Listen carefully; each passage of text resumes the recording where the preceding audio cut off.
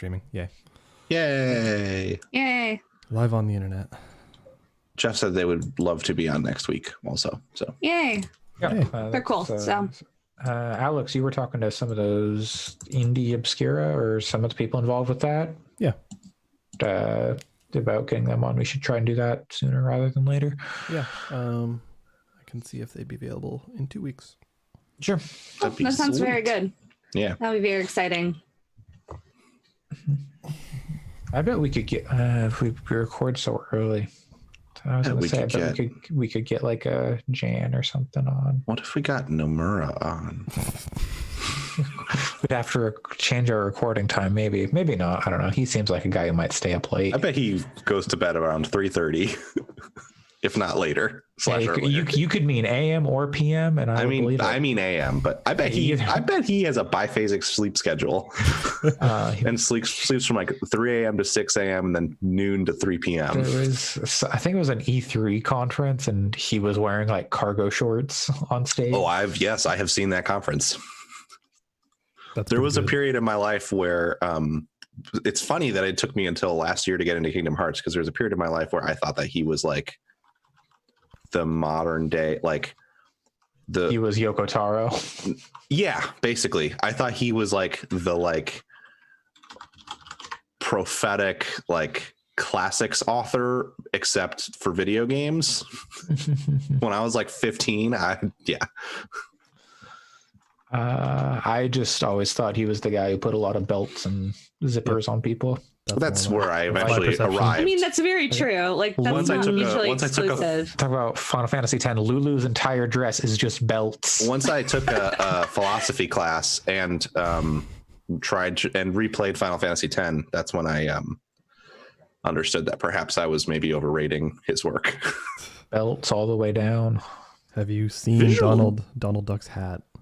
I'm cool with the zippers and belts thing. That's fine. It's so much. It's like a signature at this point. And I prefer so much. If your to signature nothing. Was the artwork, like those, I'm very excited for that Dune movie.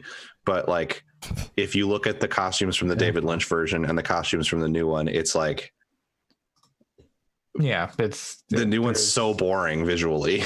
It's just a bunch of men and women in Imperial uniforms from Star Wars versus extremely colorful and gorgeous costumes from the David Lynch one. It's just funny that zippers and belts are where he gravitates towards. Someone had to gravitate towards zippers and belts, though. So, leave some for the rest of us. No, I don't need to. I don't have to wear pants anymore, so I don't really need a belt. All right, I'm gonna pull that quote out of context and use that all over the place. All right, I have an isolated recording of you. Damn. Clip that part. April 18th. All right, is everybody ready? You're gonna call my bank and for the voice verification, it'll be like. I don't have to wear pants anymore. The computer lady will be like, yes. Weirdly, that's the answer to all Take the all of his questions. Yeah. What don't I have to do anymore? Mm-hmm. Okay. Anyways, yeah, Andre, anytime. All right. Yeah. Okay. Hello and welcome to Gaming Fix episode 117 on this April 18th, 2020. I'm your host, Andre Cole, aka your partner's favorite pants. Joining me today is Pat. I'm my own favorite pants. Living in his own private Idaho. No, Pants. My apartment is very small and I do live with my partner, so there's not a ton of privacy to be had, but just saying I have good self-esteem and I'm my favorite pants. Feel at home in your own skin. Exactly. Perhaps. Yes. Okay. Uh-huh. Alex. I ain't afraid of no pants. I ain't afraid of no bed. Pantsin makes me feel good. Exactly. The suffering of others when I embarrass them by pulling their pants down around their ankles in public. That's You should not do that. That's one of those like childhood pranks that's actually like kind of assault. If they've got cute underwear, who cares, man? You gotta show them off to the world. Why are you keeping those cute undies to yourself? We do not advocate for pantsing people. My underwear has Neil Cicierega on it. Really? No. Really? I wish it did. I was gonna say, I was like, that seems like that's actually rad, and I would like some of that underwear if that exists. So if someone has a line on some mouth Neil sounds, Cicierega, yeah, mouth sounds him like with the finger to the mouth. And Allison, hi. Tell us about your pants. Well, I've been wearing pajama pants and sweatpants for the past few weeks. So hell yeah.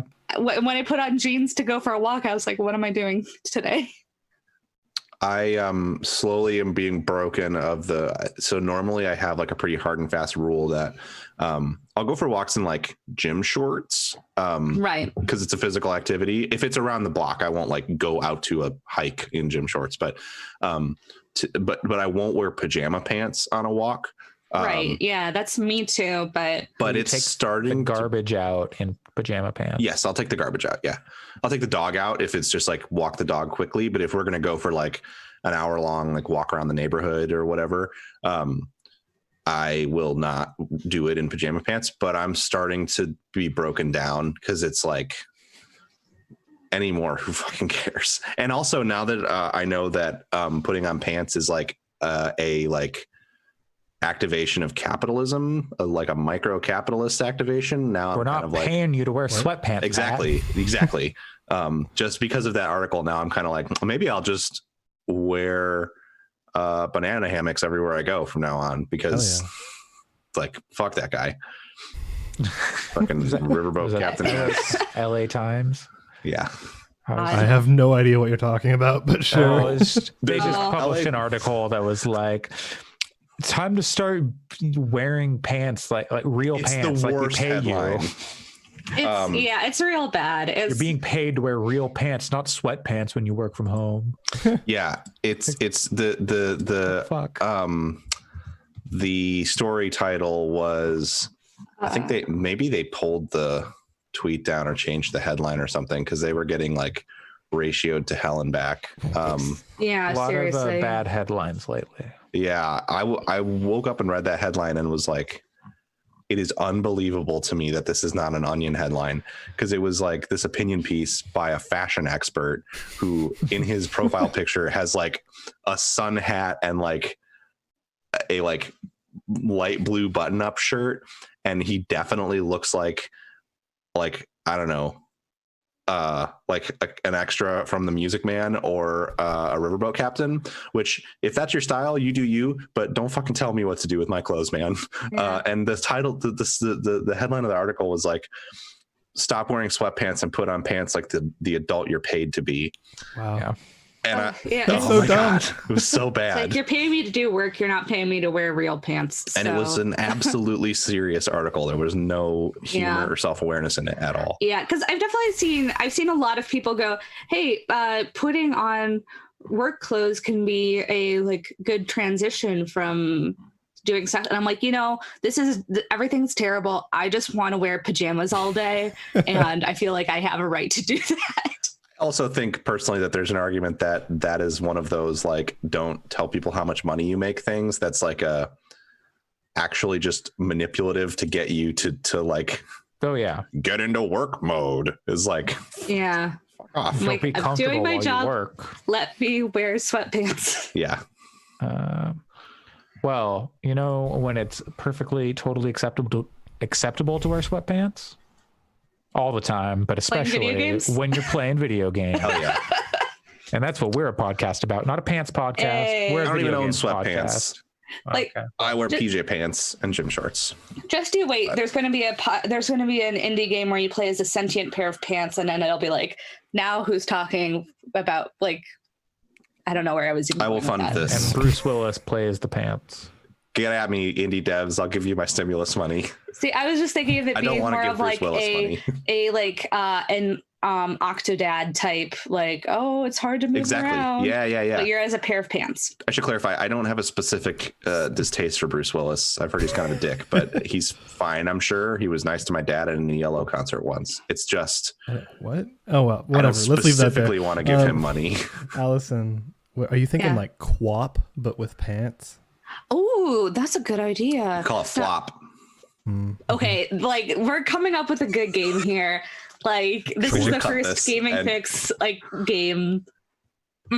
Flop. Alice, you know how to program. We came up with Yep. the idea. Oh god, So no. program it. I can do extremely bad art. I've worked on this games is- before. Perfect. I will produce it. Okay, I was here. You can write the narrative if you want to. Sure. If you're not going to do it, I'll do it. I mean, I'll do it too. But I'll develop the tell you what, characters. you can produce it and I'll write the story. Sure, sounds great. But in the meantime, I think we've played some games. This is not a podcast about creating games. It could be.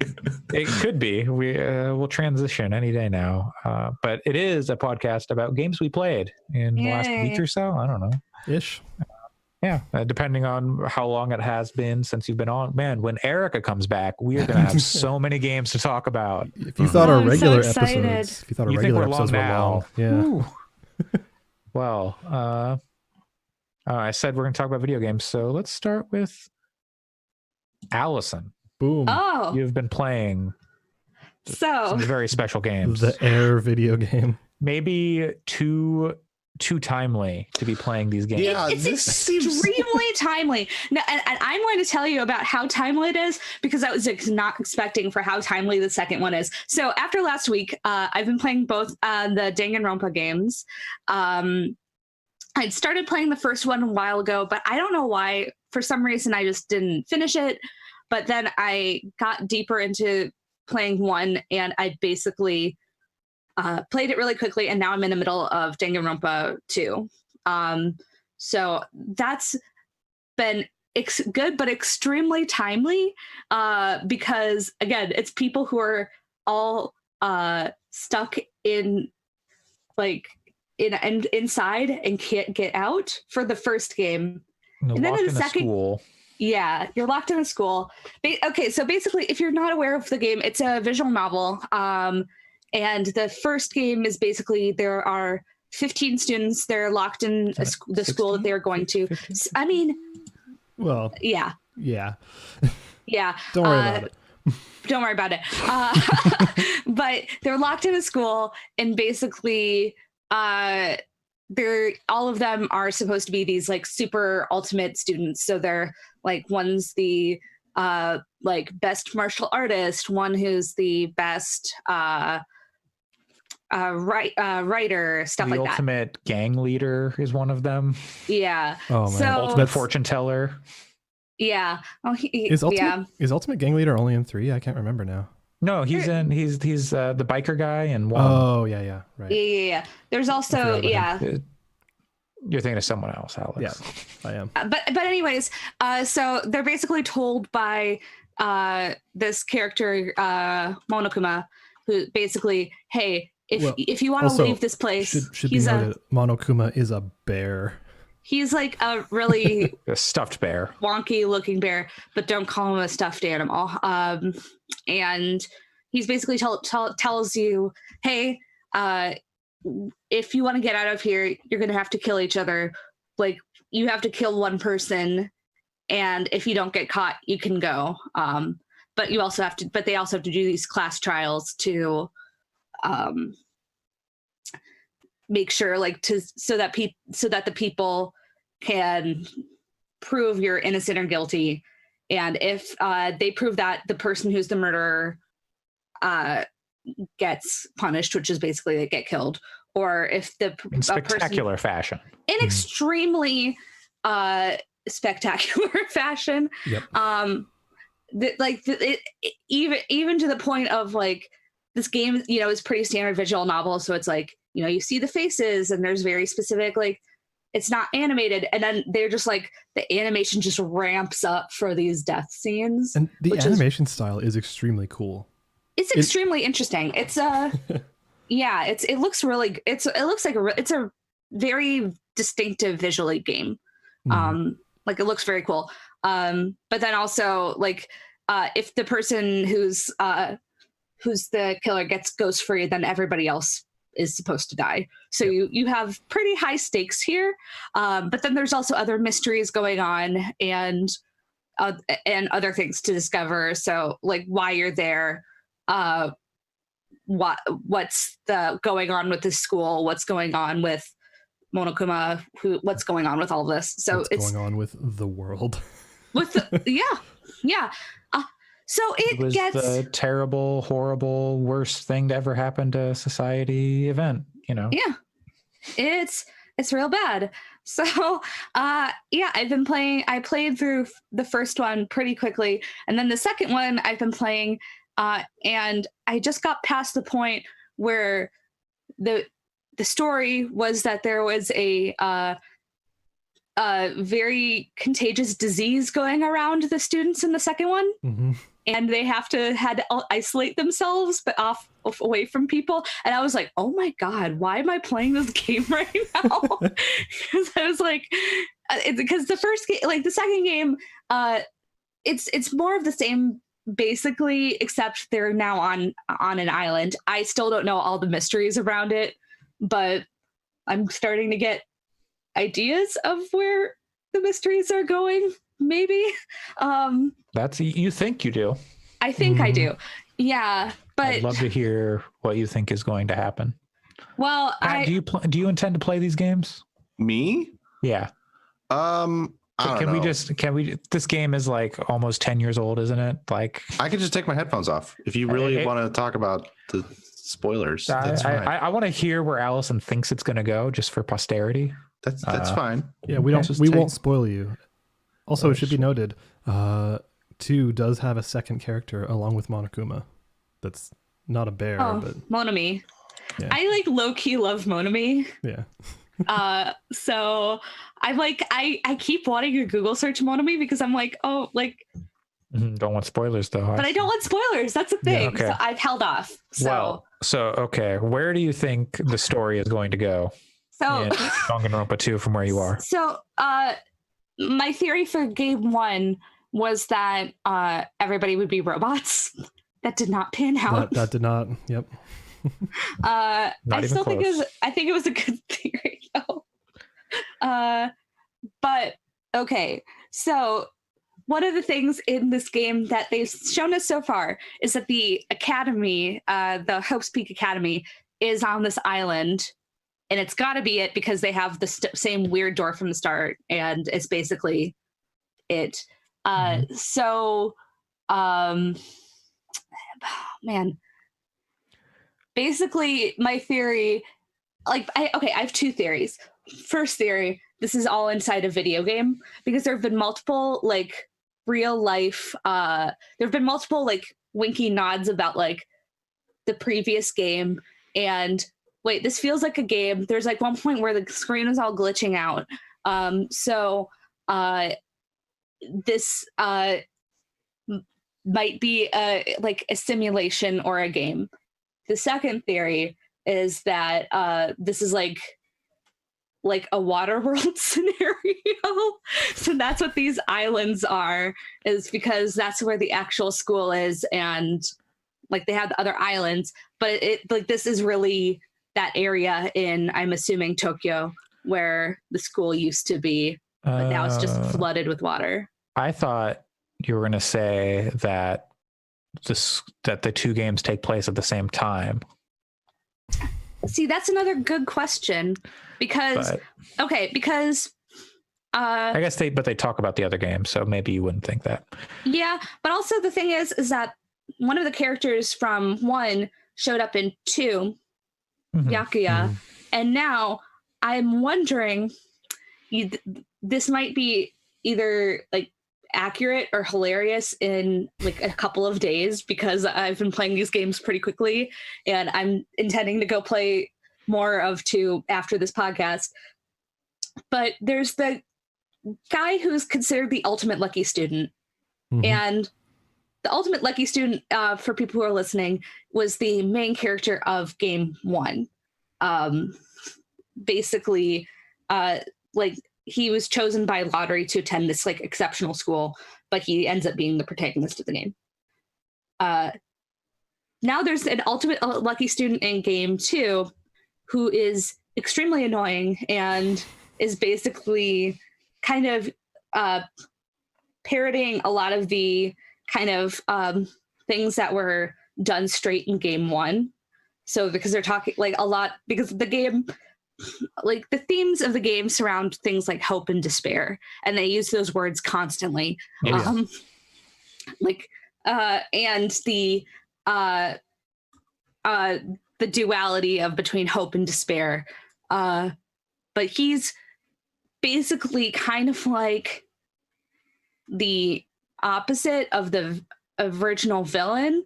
So I'm thinking that this is the actually Makoto, the lead character from 1, just with either like something's happened to him or his mind's been messed up, or this is a game, so it's like simulating Makoto, but in a different thing. I don't know. Okay. All right. The only thing that I have to say has been frustrating to me are the class trial gimmicks. They're so bad. So Wait. basically, most of the game operates like a visual Okay, novel, wait. right? We can call Pat back. Pat. All right, welcome back. So I've those were returned. my theories about what's going to happen in the story. I will know a ton of different stuff by next week, and someday I will join you for the Danganronpa 3 spoiler chat. Looking forward to it. But 2 years later. 2 years later, yeah. But I made it work, and now we're getting 10th anniversary news about it. So I'll be ready for that when it comes out in May. But the one thing that has been kind of disappointing about playing through these are the class trial kind of gimmicks. So a lot of the class trial feels pretty similar to something like Phoenix Wright or an Ace Attorney trial, where you have to go through and you have to find contradictions or find where things are incorrect based off of your evidence that you collected in the earlier kind of visual novel portion. But Danganronpa decides, that general gameplay, that satisfaction of finding out contradictions isn't exciting enough. So let's add a weird hangman game. Let's add a weird shooter. Let's add a weird rhythm game. And I'm just like, Yep. I don't know why you thought you needed this game. They've also now added like a driving Okay, game? yeah. like a motorcycle. Is 3 the snowboarding one, Alex? What? I don't remember a snowboarding I one. think it's like there's like a snowboarding-ish type game. Yeah, that's. I don't But remember. anyways, so Anyway, they keep throwing these games as like, oh, this is the simulation of going into his mind or coming up with this idea. And I'm like, but why did you need to put this in here? Because it's just more like annoying than anything. Like there are a couple of times where I feel like to make the kind of contradiction thing, you have to do like a timed shooting of a truth bullet, which is like basically the evidence that you've collected. But sometimes there's other stuff coming up, so you have to shoot the white noise down and then hit it with the thing, and it's all timed. And sometimes your reticle is like wobbling around, and it's just like, why do they have to do this? it drags things out. It does, because there have been several times where I'm like, okay, I know what it is. I know what I need to do. So why do you make this more unpleasant than it has to be. How did they kill him? It was a knife. Yes, but can you spell it Yeah, exactly. with these moving letters? Thank you, It's like ProZD. Yeah, but it's extremely true, and that happened. I was doing that that one for 2, which they've changed a little bit, but it makes it take a little bit longer now. Yep. I don't know, man, and I'm just like, I know what it spells.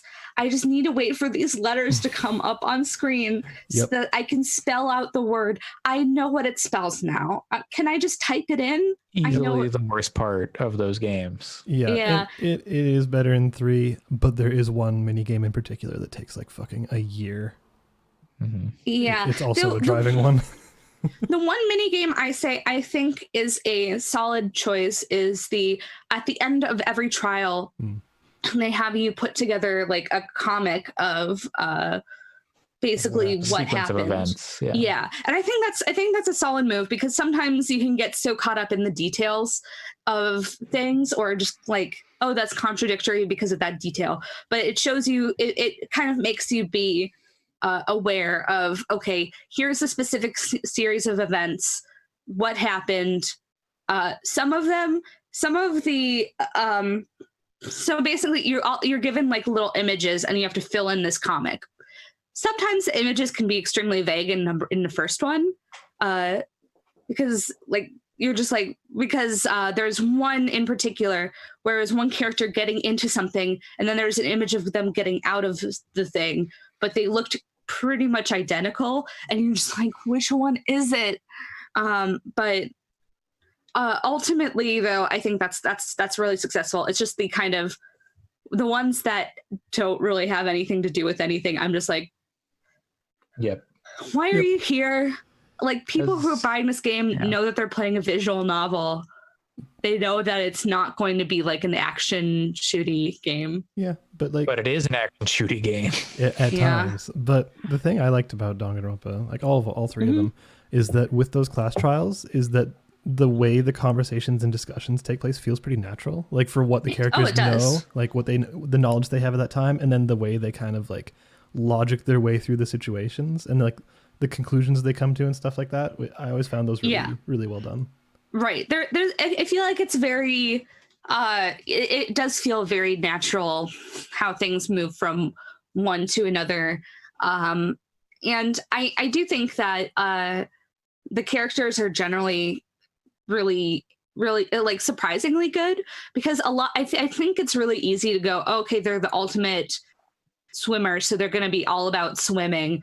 But you start but if you take the time to talk to these characters and do kind of the like spend your free time with them, you start to get kind of a bit better sense for who they really are. So that's a big part of why I actively want to go back and fill out the report cards, which is basically making sure that you've done all of the dialogue with every character.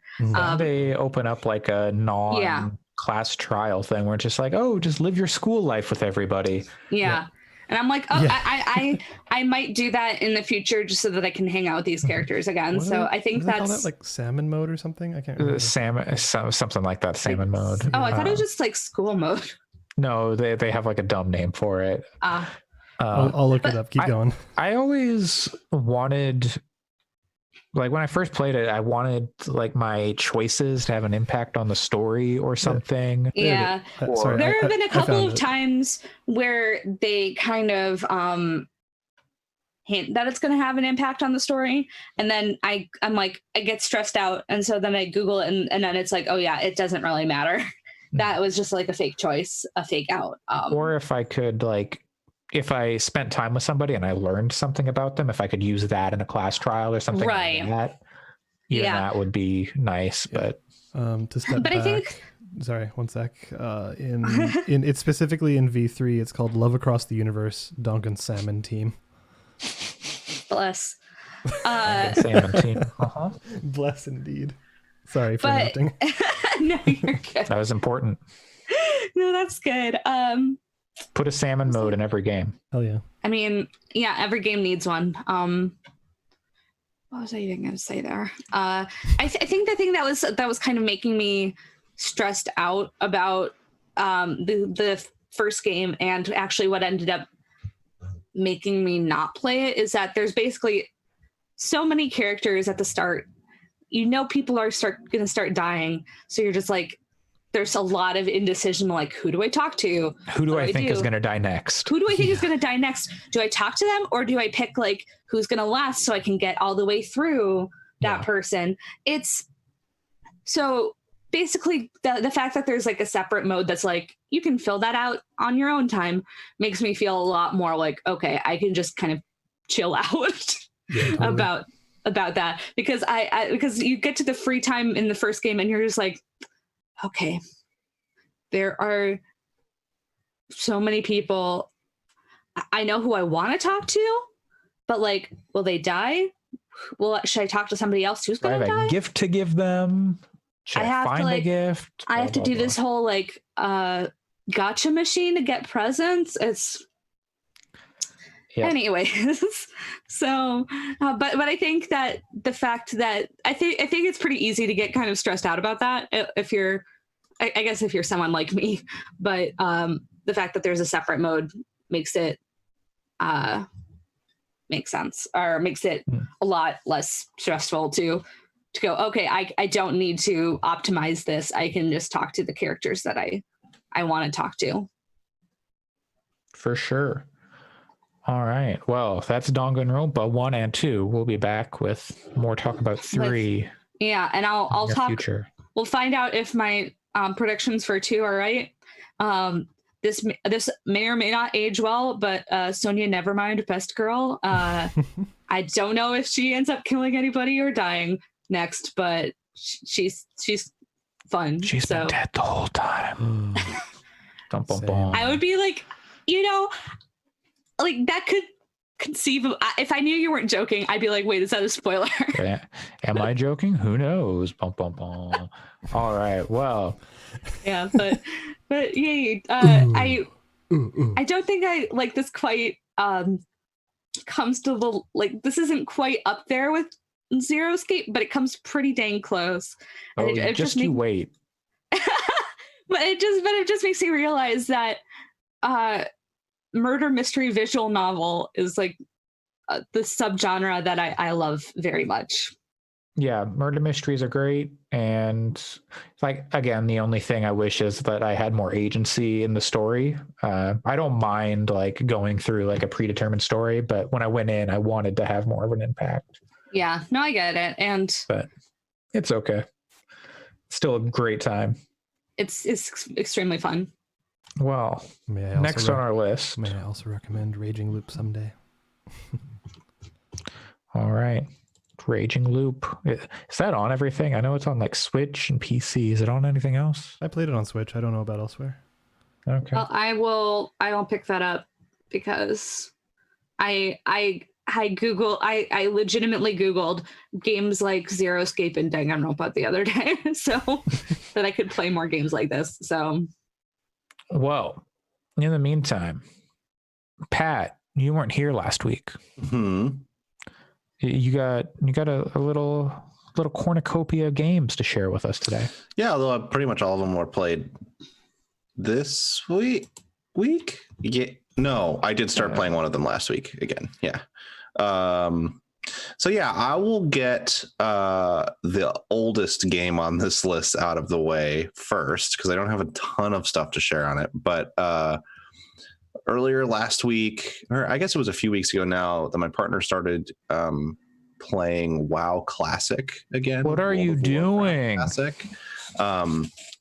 Well, she just really loves she has played a lot of that game in the past, significantly more than me. And one of her friends was playing it, and it was like, it's a very good quarantine game. It fulfills a lot of similar, it tickles a lot of the same brain nerves, I think, that like Animal Crossing does, because there's a lot of like, you're running around, you're collecting things, you're the fights are very methodical and stuff. Attacked by giant spiders. And then her friend was like, well, I got to log on to retail and do some of this stuff last week, and was just explaining some of the stuff. And I was like, wow, that looks kind of cool. So I was like, yeah, I'll give it a try again. And so then we ended up playing like a lot of current modern World of Warcraft, and it's very funny because aside from fuck Blizzard for all of the Blitzchung stuff, but aside from that, at BlizzCon last year, I just like relentlessly made fun of the trailer for the new expansion for a while, because I was like, this is so stupid. Why are they releasing yet another expansion? Who's going to do this? Turns out the stuff that's coming in that expansion sounds really cool, and basically like the full transformation of WoW into WoW 2, even though it doesn't have a 2 on the end of it. And the way that game at this point is like a really cool co-op open world RPG, basically, because part of it is that there's a double XP event right now, but I'm like level 82 now after playing for a week and a half. What's it go up to now? 120 or something? 120 is the cap. Yep. So like basically because of the way they scale the world now, everything scales to you. So you can do any zone you want whenever you want. So it's kind of like, Skyrim or something, where you can just go anywhere in the world that you think looks cool and then start playing that content. It still is a very like skill rotation, action bar heavy game in terms of the combat. And it's still a lot of like, oh, I got this thing that gives me another +4 damage or whatever. But it's pretty fun and satisfying to clear those zones. The writing is pretty good in Warcraft, like in WoW. That's always been the case. So the quest descriptions are pretty funny to read.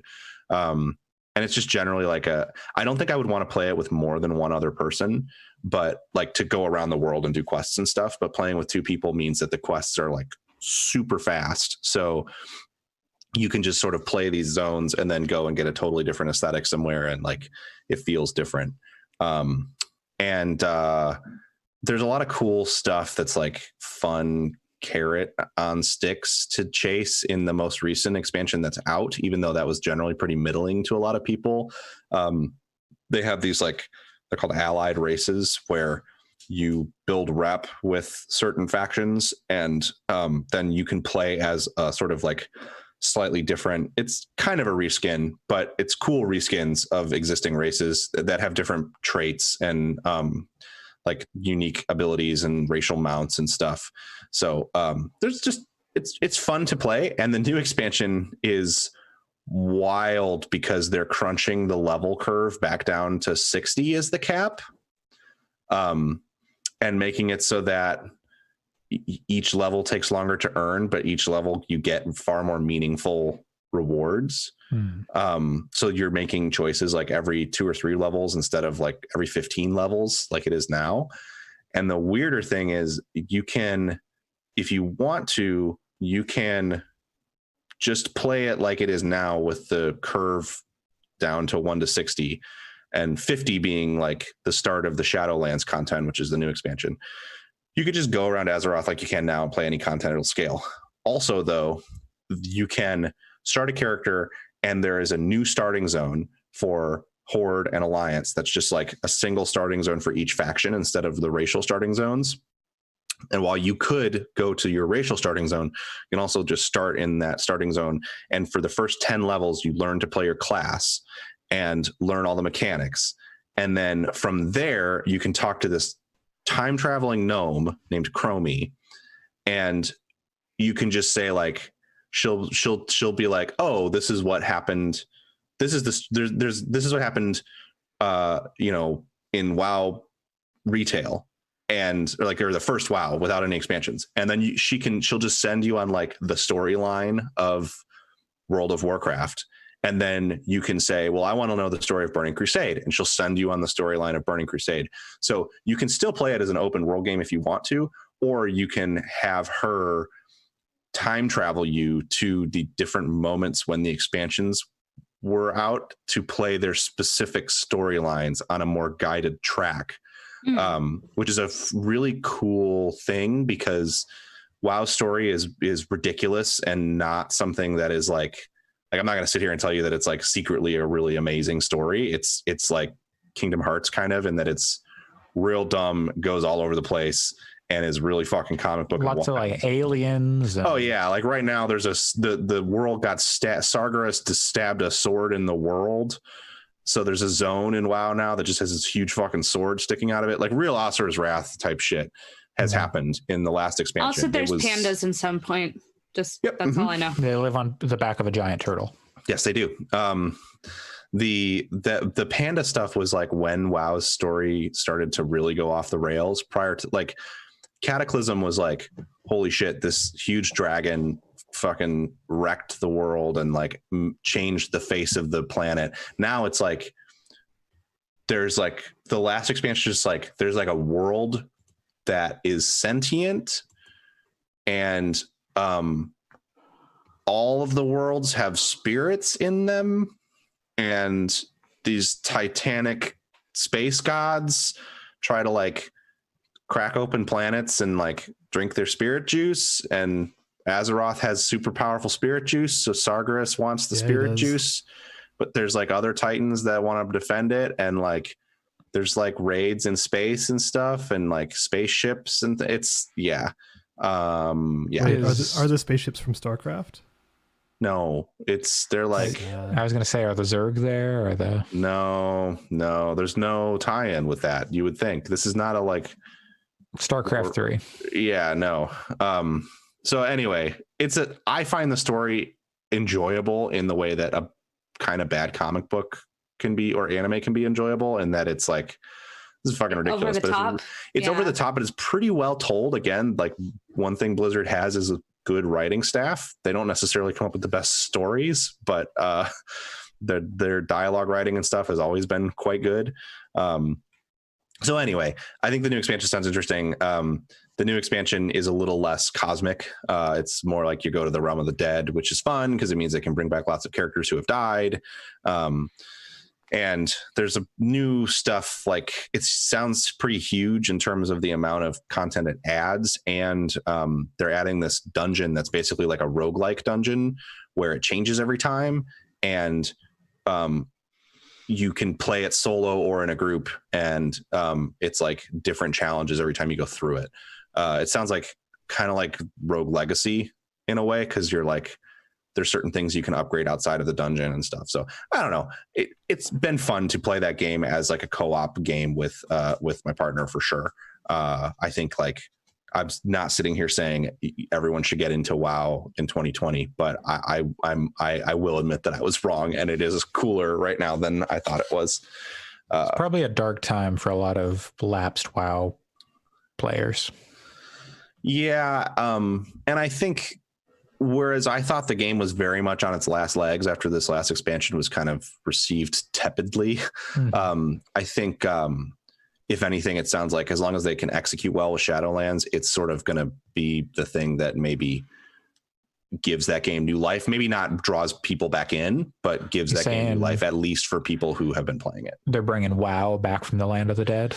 Yeah, basically. Yeah. But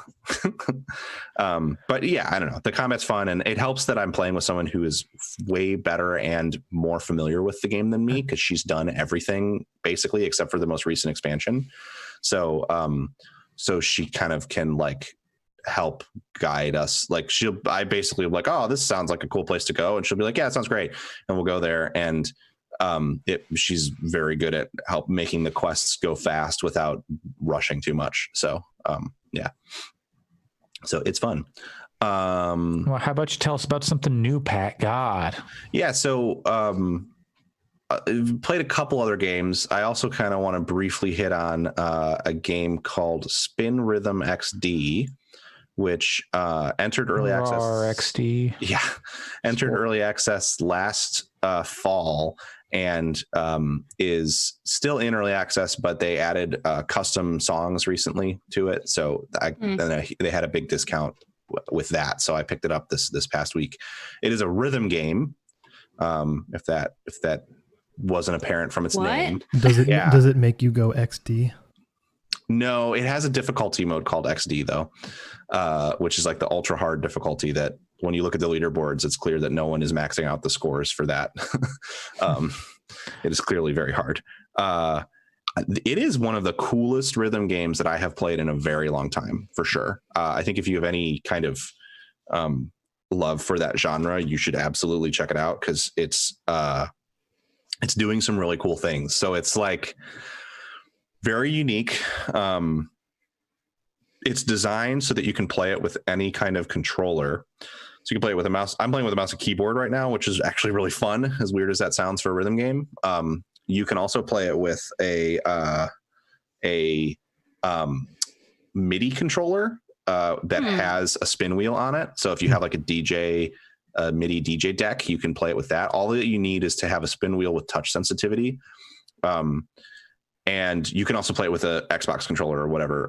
And it works. I'm told it works well with those. I need to try it with that. No DJ Hero controller.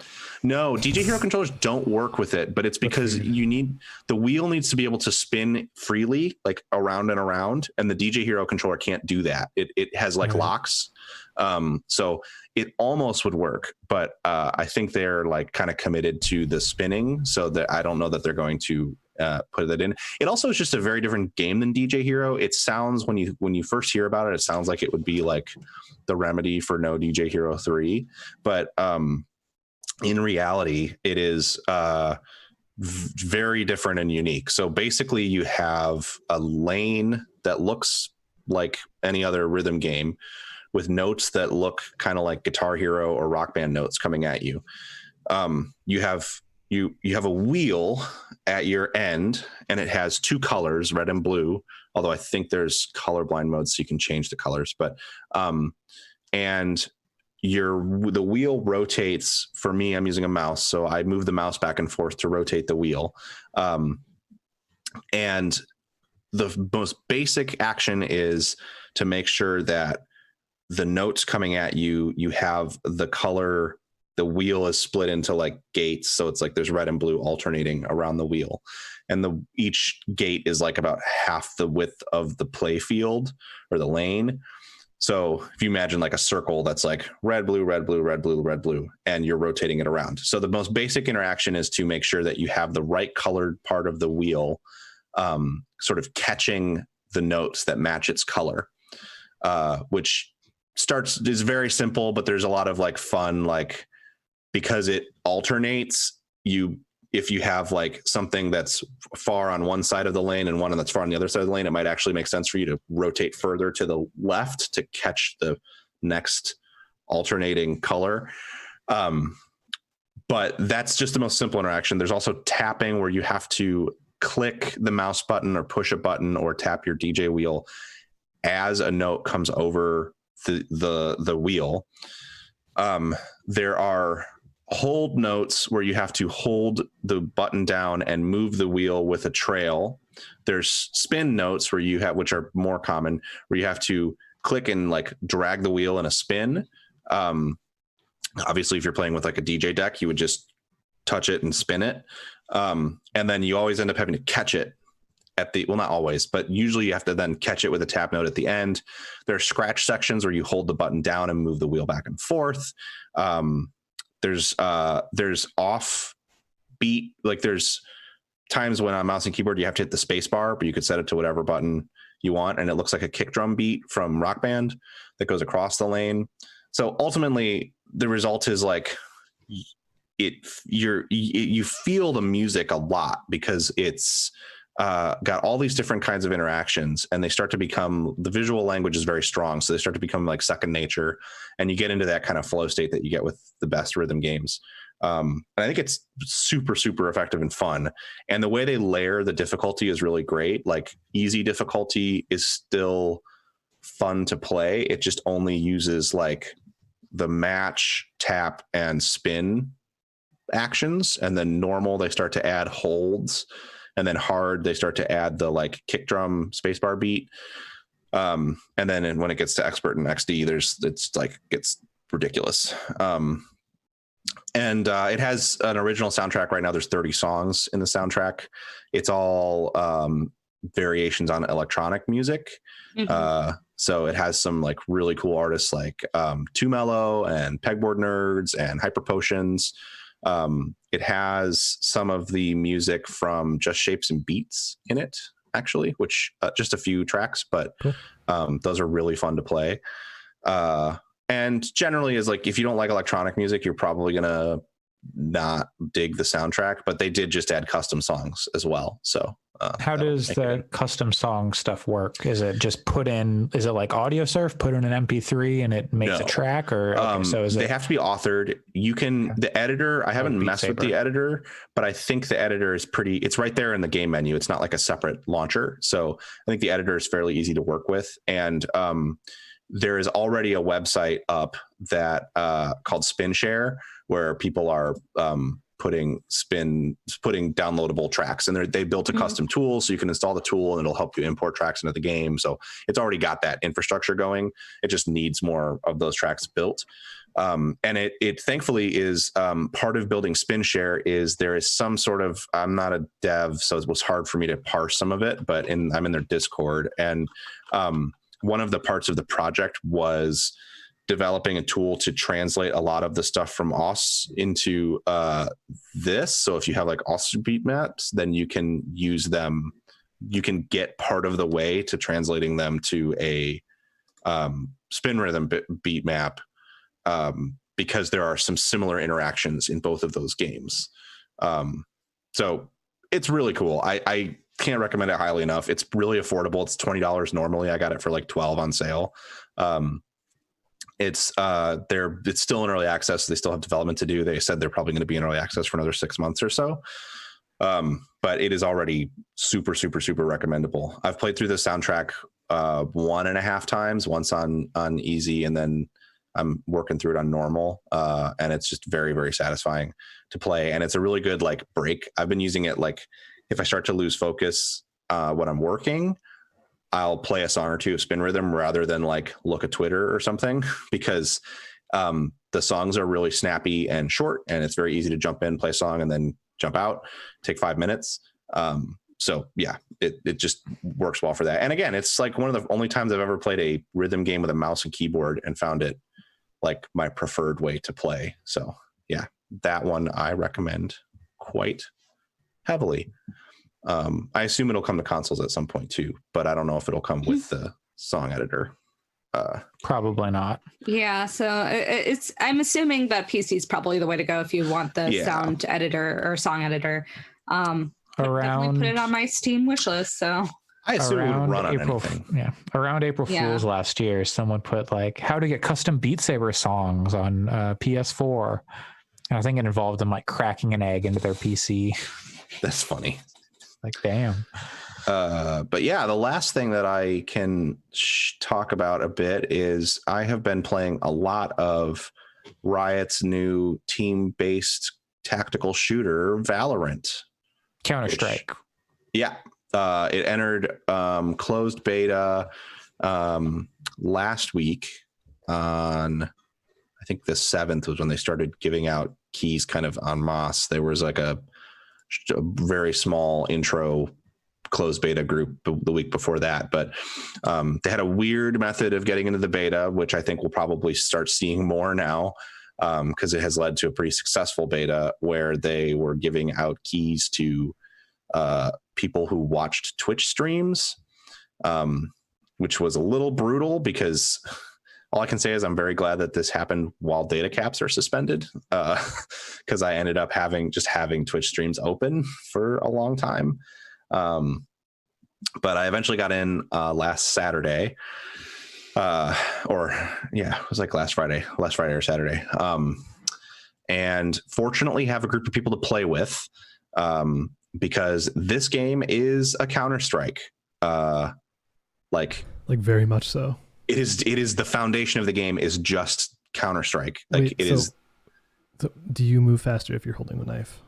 Yes. Okay. It's a Counter-Strike game. Literally it is the guide. I read a guide that really helped improve my game.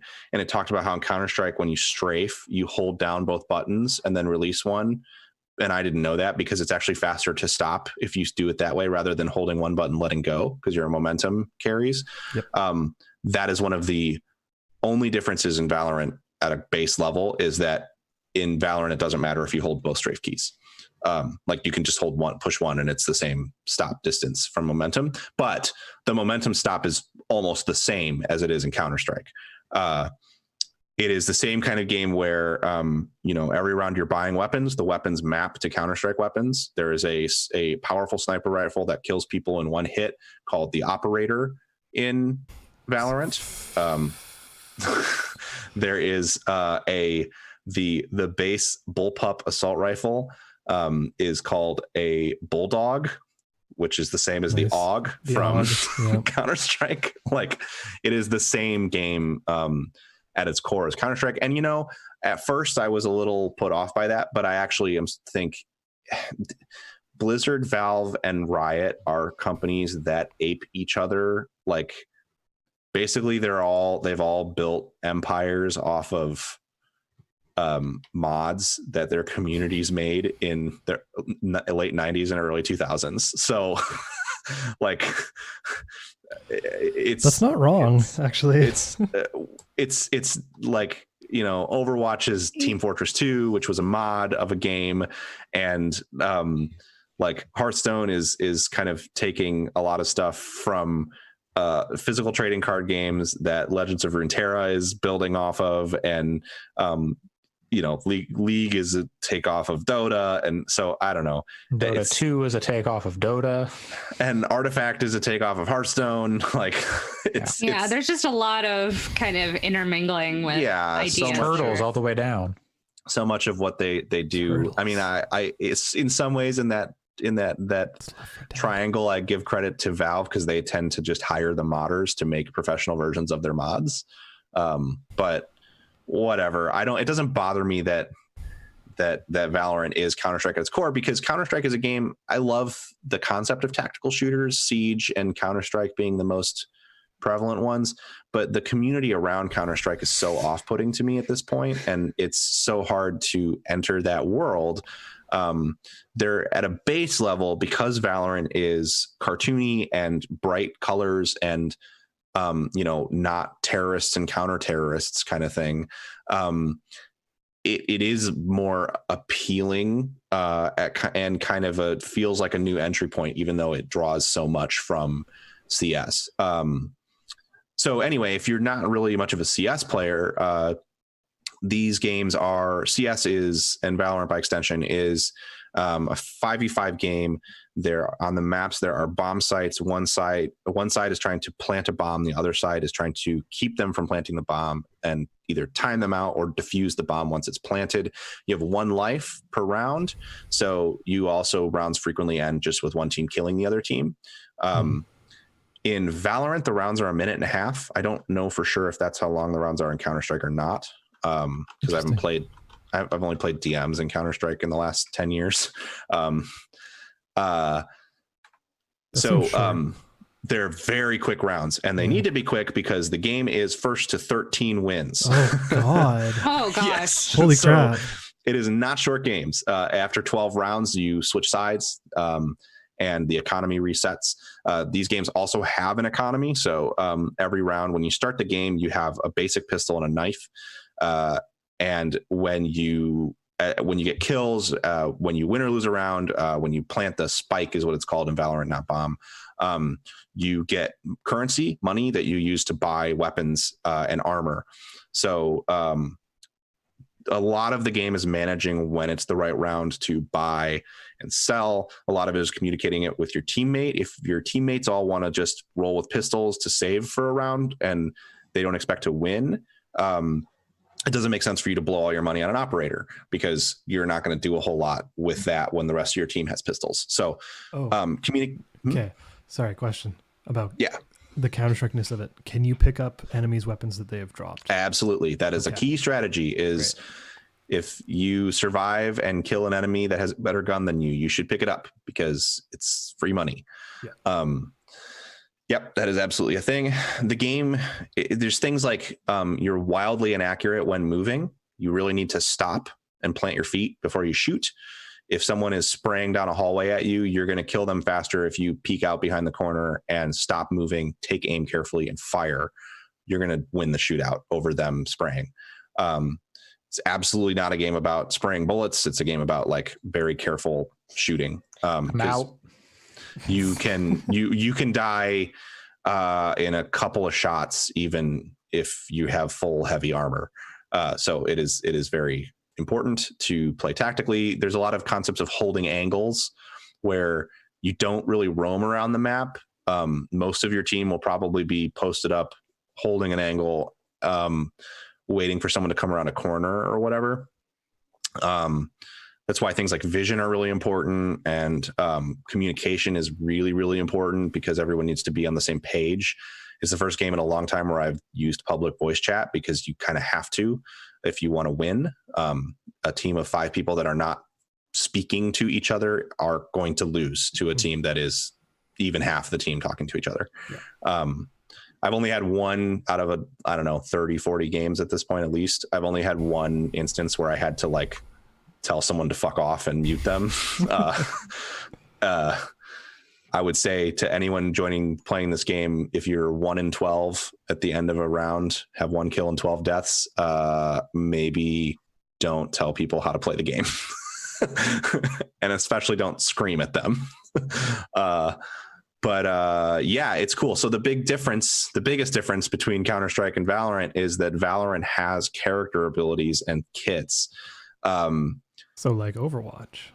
But I am hesitant to compare it as heavily to Overwatch as you'll see people compare, because in some ways it's more like League, because the abilities are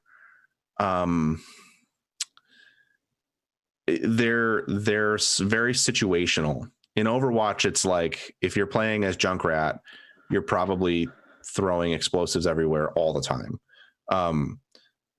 In Valorant, the way you have 4 abilities in Valorant. Wouldn't it be more like Call of Duty Black Ops and those characters? Really, the abilities are like grenades in Counter-Strike. They replace that. There are no grenades in Valorant. Well, there are, but they're tied to characters. So to give you an example, the character that I'm playing is called Phoenix. He's my favorite character by far. Is that his last name? Is his first name Marcus? No, I think his first name. I think he's like just a really cool like British guy that is super slick, and so every character has 4 abilities. You have 1 signature ability that you always have access to, at least at the start of the round. How you recharge that signature ability changes by character. So like Phoenix's signature ability is you hit the E key and he pulls out like a fireball and you throw it, and then it's like a Molotov. It lights a certain area of ground on fire, and then he can stand in it and it heals him. If enemies stand in it or your teammates stand in it, they take damage. There is no team damage from guns, but your abilities do damage your team. That's a very MOBA-y kind of yeah. So that's his signature ability. To get it back, it comes back at the start of every round, but if you're in round and you want to use it again, you have to get 2 kills to recharge it. So that's how that recharges. He also has if you hit C, he drops a wall of fire briefly that does the same thing as his ground fire. If he stands in it, it heals him. If enemies walk through it, it damages them, and it also blocks vision. So it sort of is like a damaging smoke grenade but because it has that vision block, but it's in a straight line. So that costs 200 credits, and you can only buy 1 of them per round. So you can save it between rounds, even if you die, but you can only buy 1 per round, and it's 200 credits. Even if you die, interesting. Yes. He also has an ability called Curveball, which is wild and cool, where he snaps his finger and then throws a flash grenade around a corner, but it curves, and it's very specific how it curves. So like the first 10 games you play as Phoenix, you're going to bounce it off the wall and flash yourself when you're trying to send it around a door or a corner. You also have to tell your team that you're flashing, because it will blind them as well. And the blind is super short. So it's like in one motion, you got to throw it and then move around the corner and try to take a shot. Those cost 100 credits, and you can buy 2 of them per round, or save them. It's exactly the same as Counter-Strike. Yep. And then he has an ultimate ability, and every character, the way they refill their ultimate ability is it has a certain number of pips.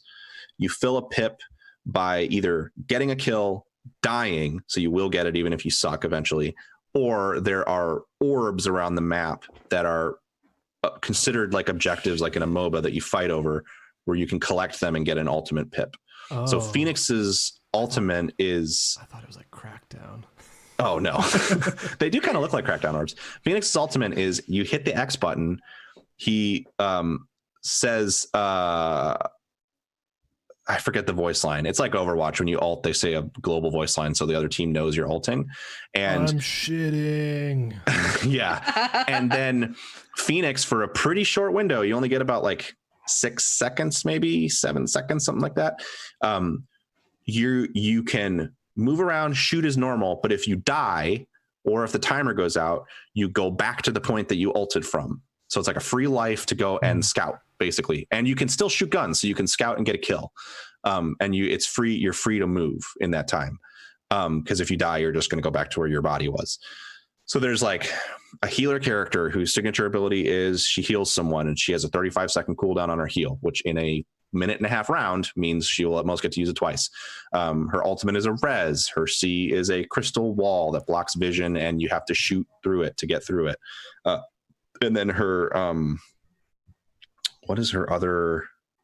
Oh, a slow field. She like throws an orb and it breaks into ice on the ground and slows people. There's a character named Cypher who can throw a camera at a wall, and then he can look down the camera to see vision on an angle. And there's a character named Sova whose ult is like he fires 3 arrows through walls that go through walls and damage people. So basically, these character abilities give you a clear. This is what I think makes the game more approachable than Counter-Strike is. When I pick Phoenix, I know that it's going to be my job to go first and to flash stuff and to ult to get scouting done and stuff like that. Versus going into Counter-Strike and it being like, well, first now we have to communicate what our roles are going to be. And then I think the character abilities are also just a fun twist on. They give the game, for me, I'm more excited about its lifetime because they're going to add new characters and stuff. So that means there'll be new pieces to learn. But I think it's a pretty brilliant game from a gameplay perspective. It's borrowing parts from other things, so it's hard to say it's like the most original game, but it's been really fun to play with people that I know. I've so far played with at least one friend at a time. But most of the games that I've played have been with 4 or 5 people, all talking in Discord and really communicating about stuff. I'm learning lots of terms. Like, I never knew what the term lit meant. I mean, I knew what the term lit meant, but I didn't know what the term lit in a video game meant. Because it turns out it's a lot faster to say Sage is lit 45 on site at B than it is to say I dealt 45 damage to Sage at the B site. I'm learning about more about angle holding. I bought a giant mouse pad because as someone who's mostly played Modern Warfare and Overwatch for shooters the last couple of years, I play with high sensitivity, but it turns out in games like this you actually want ultra low sensitivity. Yeah. So now I have this ginormous mouse pad, and when I play Valorant I have to move my arm 6 to 8 inches to turn around, which is weird, but it's becoming very natural now, and I'm really enjoying having that better understanding. It's fun to learn about how I always thought of CS as the you have to be like an aimbot god and then you'll be the best. It's fun to learn about how in fact actually it's all about positioning, and the skill ceiling for aiming you actually nail pretty early on compared to most players. Obviously there's insane pros that can just destroy, but it's fun to learn that it's so much more about communication and positioning and proper ability usage than it is about Twitch aiming ability, which is cool. So yeah, I don't know. It's fun. It's good. There's nitty gritty stuff. It has 128 tick servers is a big thing that they're pumping up, which I don't know enough about server architecture to understand completely how that affects ping times. But the idea is that they want people playing this game to be under 30 ping whenever they're playing it. That's good. Yeah, like it's pretty common for like 100 tick servers in most Counter-Strike. Yeah, it's pretty cool. It feels good. I don't get to play with that kind of ping very often because I'm playing with people on the East Coast. So usually it centers to a server in their region. But I'm still getting like 60 millisecond ping, which is pretty good. The couple of games that I have played solo or with people over this side, you do get 30 milliseconds of ping, and it feels like it's amazing for a game like this, for sure. It's very smooth. I think it is. I'm excited to see it continue to develop. I think there's some interesting stuff. Like I've seen people complain about the visuals. There was a lively discussion on the Giant Bombcast this week about how the game, quote, looks like shit. And I've heard that from other people. And I think my response is like, I don't think you get it, my friends. Because like this game is designed to run on any kind of hardware. It's not.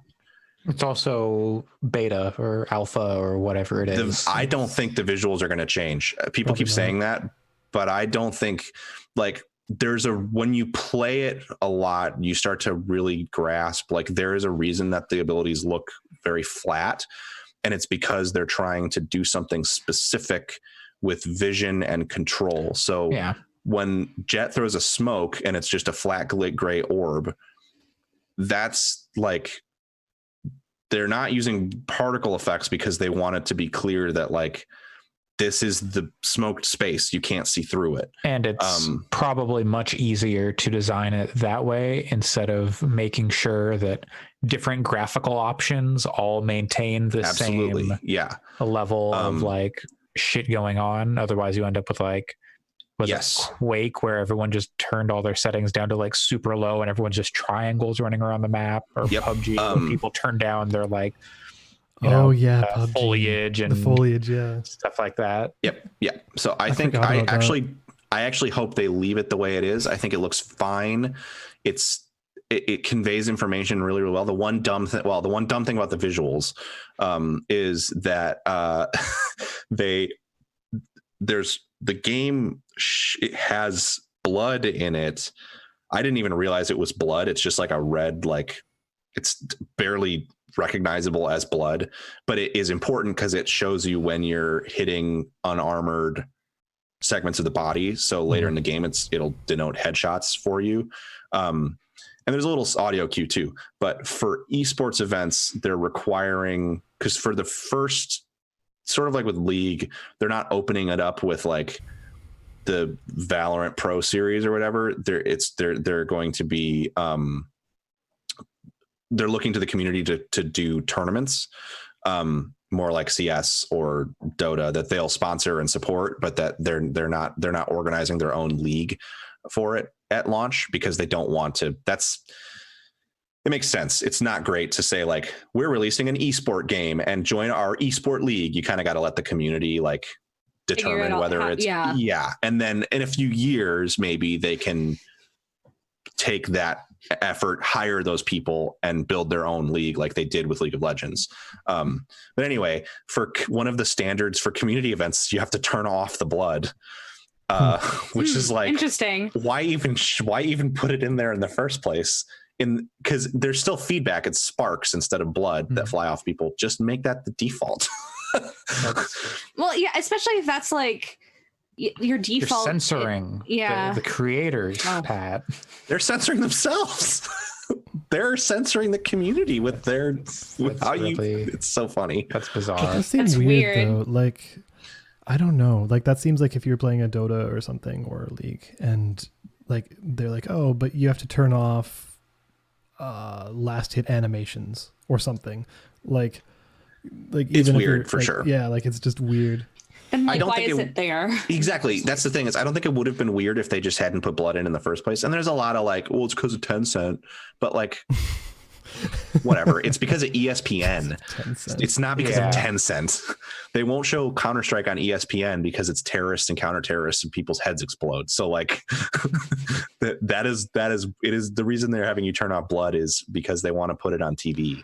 Right. Well, actually, I'm not allowed to make any criticisms of Tencent because of the Oh, yeah. company I work for. So yeah, it's great. Good job, Valorant. That sounds perfect. Anyway, yeah, given that, never mind. So yeah, I don't know. No, I'm pretty hype on it. I'm hoping that my friends continue to play it. I think that's the thing for me is like I need to have people to play it with, and so I'm not solo queuing all the time. But I'm also hoping I get good enough that I start to feel confident playing in solo queues. Right now, matchmaking is a mess because it's closed beta, so they're still developing the way that they're tracking MMR, and there is an MMR system in there. So there's ranked. But there isn't ranked yet. Okay. Weird. I guess I shouldn't say. They've been pretty quiet about how the matchmaking works from what I have seen. But when I play with I'm playing with a group of, in total, I think there's like, let me think. No, there's 5 of us now. But for when 4 of us play, it is, we do pretty well. We have really close games, and we win. We're at like a 50% win rate, just what you'd want. When the 5th dude joins, all of a sudden we get trashed, and it's because we're pretty sure it's because he has really high MMR, and he is significantly better at the game than the rest of us. So it's still fun to play with him. I'd rather play with him and get trashed and try to get better than not play with him. But but he's just better at shooters than the rest of us, and has been playing Counter-Strike for a long time. I would assume that the way the queuing works is that if you're 5, it's going to match you against 5. So the coordination between 5 people in the same Discord is always going to be better than just 4 plus a random. Yeah.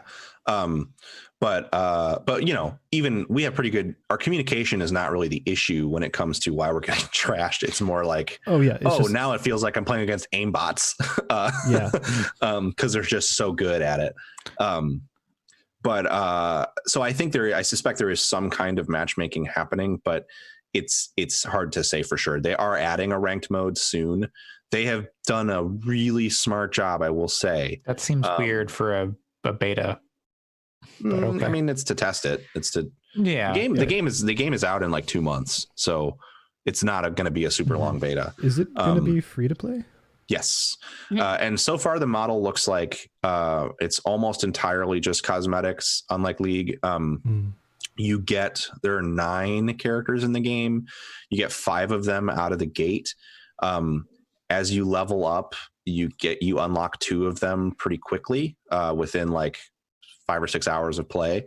And then to get the other 3 or 2, my numbers might be off. I can't remember off the top of my head, but to get the other characters, and I think this is going to be generally how you'll unlock characters as new ones come out, you have to activate their contract, and then you gain experience points. And the first 4 levels of their contract are, and there's always like I assume it'll be like a battle pass when the game comes out. Right now it's like the closed beta rewards or whatever. There's that you're leveling, and then a character contract that you're leveling at the same time. And the first 4 levels of the character contracts are cosmetics for like player cards, titles, that kind of thing. And then the 5th level, you unlock the character. You can buy the levels for $2 each. Maybe it's $1 each. But anyway, so you can buy into the characters quickly if you want to, but you can also unlock them for free. And it takes some time, but it's not as much time as like unlocking a League character for free. It's way quicker than that. It's like 5 or 6 hours to unlock a character, maybe, rather than like 20. So I think they mostly want you to unlock the characters for free, less than buy them. But the gun skins are fucking expensive. They're like worse than Apex Legends expensive. You can purchase a bundle right now for $50 that has like 5 gun skins in it. What are they cool? Do they have like good art? Yeah, particle effects or something? Do they shoot unicorns? So they do change like reload animations. Like they are. because the silhouette of the gun that your opponent has doesn't really matter that much. Yeah. It's more the sound effect that matters. So so they do some wild stuff with some of the guns, and then the gun skins like level up and stuff too, and get like more elaborate as you play them. That's very Dota. Yeah. So like that's very Dota. I'm not gonna say that the gun skins aren't very cool, but they're way too expensive. Do they level up? $50 for like 5 is absurd. Yeah, they're about. Do they $10 level up a skin. per account or in a match? Per account. Okay, interesting. Yeah. Because they've done some stuff with like League where as you play with like some of the more expensive skins over the course of a match, as you level up, the skin will like change. Yeah. No, you actually are using another currency to level them up in this game that you could buy with real money too. Okay, that's oh my god. That just reminds me of like I haven't played League, but in Dota they had the Arcanas and stuff. Yes. Like you had the PA Arcana where as you got more kills, like it would go from blue to red and like stuff like that. I am sure they will do stuff like that with gun skins in this game too. Yeah. So and I will say again, like the art is very good for the guns, and you know the thing that when I scoffed at paying $10 for a League character skin years ago, a thing that a friend of mine pointed out was if you play a lot of League of Legends, you look at that character for hundreds, maybe thousands of hours. Yep. So $10 to make them look different is not that crazy. And I think the same thing is kind of true here, where like you're going to be like, I will probably buy a Vandal skin at some point, which is the AK equivalent in this game, because I use that gun every game a lot. So to make it look different and prettier is cool. Right. And if it's a good, not pay to win kind of free to play game, then it's like, you know, you're getting a bunch of enjoyment out of it for free. So totally. But I will say that the skins, I'm not going to tell you that the skins are not wildly expensive. That seems like a lot. Like, I will probably end up buying some of them. And I will say for beta, they're doing a kind of cool thing where I don't know if you lose the skin, but any points that you spend in the beta are going to be they're going to come back to you at the end of the beta. You're going to get them back. You don't get the money back, but if you bought $50 in points, you'll get $50 in points plus 20% on top of whatever you spent. Okay. Oh, that's cool. So I think that they're thinking maybe they're going to change the prices on skins, and I don't know if you get to keep the skins you bought. We'll see. 20%. But I assume they're going to change the pricing on skins. So to get out in front of that, they are saying, "Hey, don't worry, you're going to get your money back or your points back." To spend, right? You'll get your money's worth, like even if we adjust this pretty significantly. And it was weird that they did the Twitch stream thing to give people access to the beta, but also it meant that they had a steady stream of players coming in that they could control like super easily. And I think it was really smart to do it that way, because it meant that there was the only time they had real downtime due to server load was the first day. And then they can also linearly kind of predict how many players are going to be by the end, rather than just shoving all of them in at once. That's like, I think that's a good idea too. Yeah. So that has worked really well. It's meant that the gameplay has been really smooth. There's some bugs, of course. There was a hilarious bug where the character with the spy camera, you could throw the camera a pistol, and then the camera could hold the pistol and shoot people from the camera, which is extremely broken. I like phenomenal. that. I kind of dig that. We threw when I was playing with my friends, we threw a shotgun, the shorty, the like pistol shotgun to the camera and did not get a kill. Wait, sorry. Does it shoot on its own?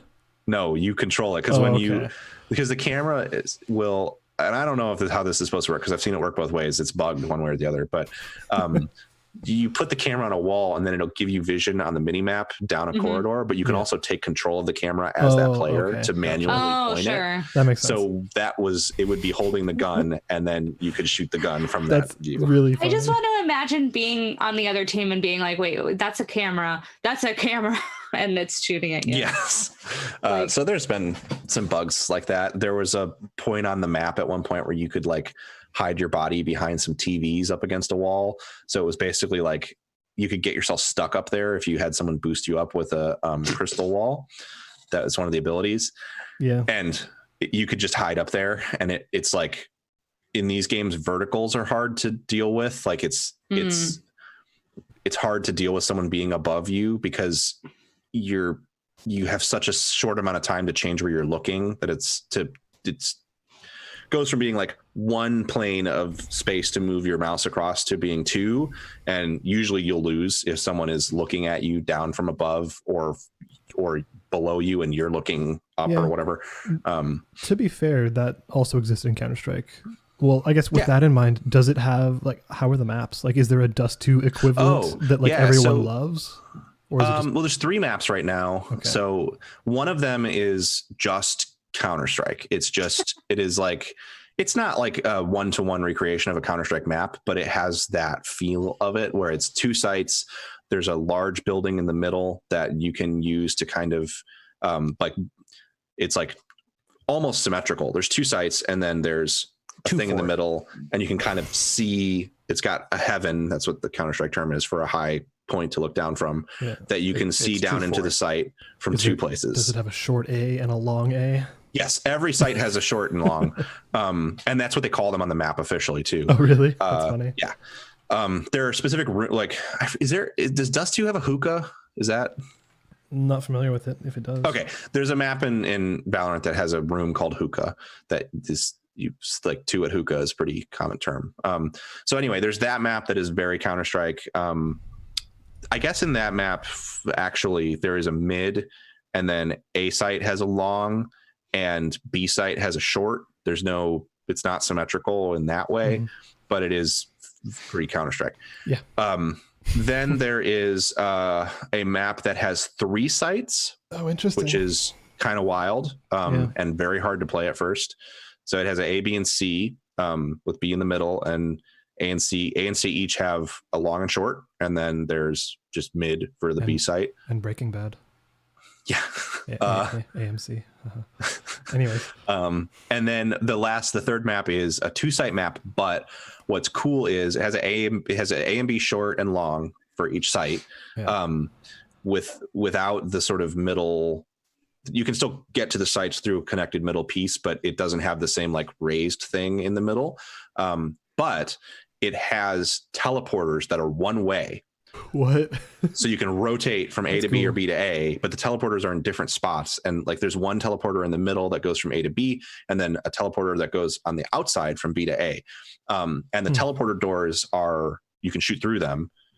You can't open them from the outside. But it makes a noise when you teleport. So if someone's standing outside of the teleporter, they'll know you've just come through, and they can spray through the door and potentially kill you, but they can't open the door to get in.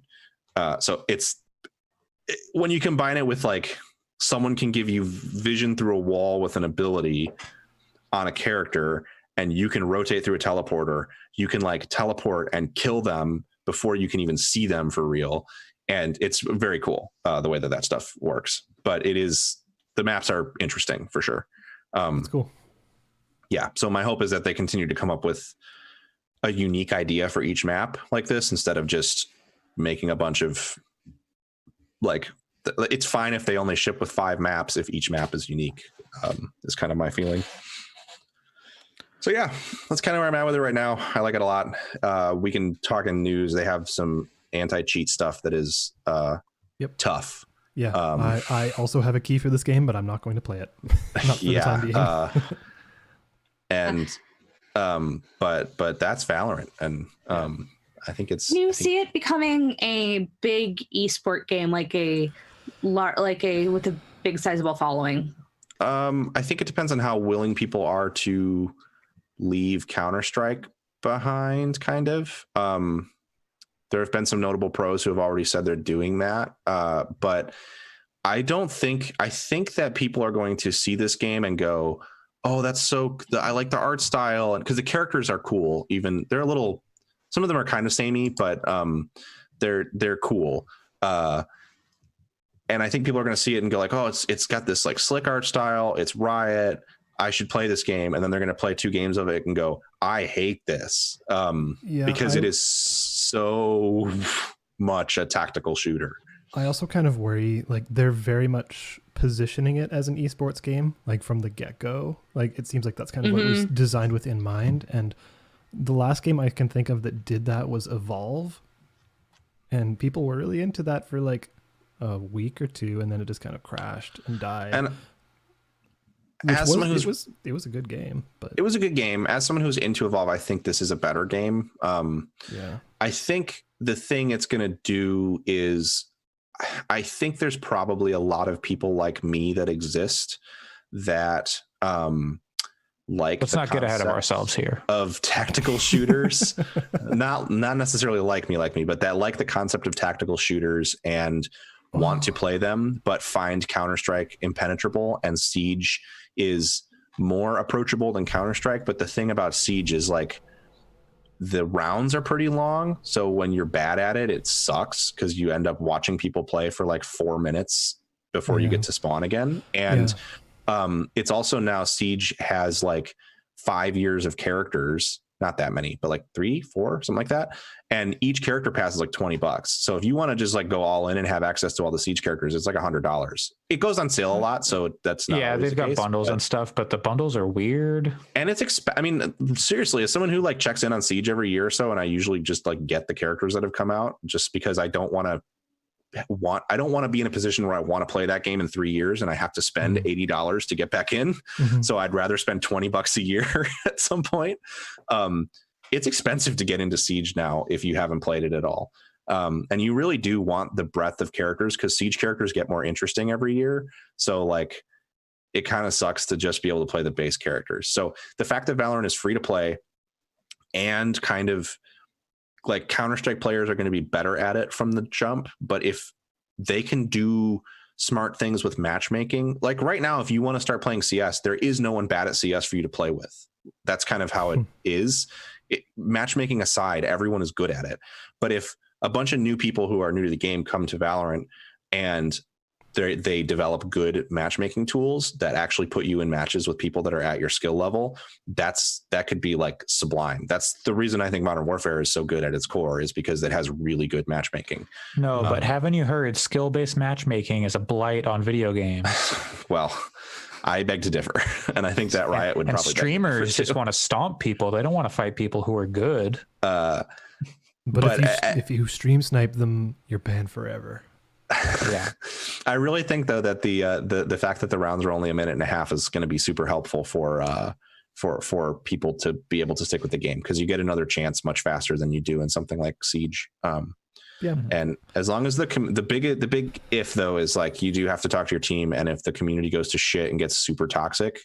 Like I said, I've only encountered one person who sucked, and they were even like, they weren't saying like slurs or anything. They just yelled at me at one point, and I was like, I can't focus when someone's yelling at me. Riot has developed a lot of tools for dealing with toxic players in their chat and stuff. I don't know how well it works with voice. I can't remember if they added voice to. Did they add voice to League? I think there is voice in League now, but like they'll chat suspend you and say you can listen, you can see the chat, you can't type anything though because you've been a dick, or you can only type like certain like phrases or have like predetermined things you can send. I will say that Valorant does have a pinging system, and it seems to work okay. If you hit Z, it pings, and the default ping is just danger. So like you can very quickly ping where there's an enemy if you're looking in that direction. Will Robinson ping?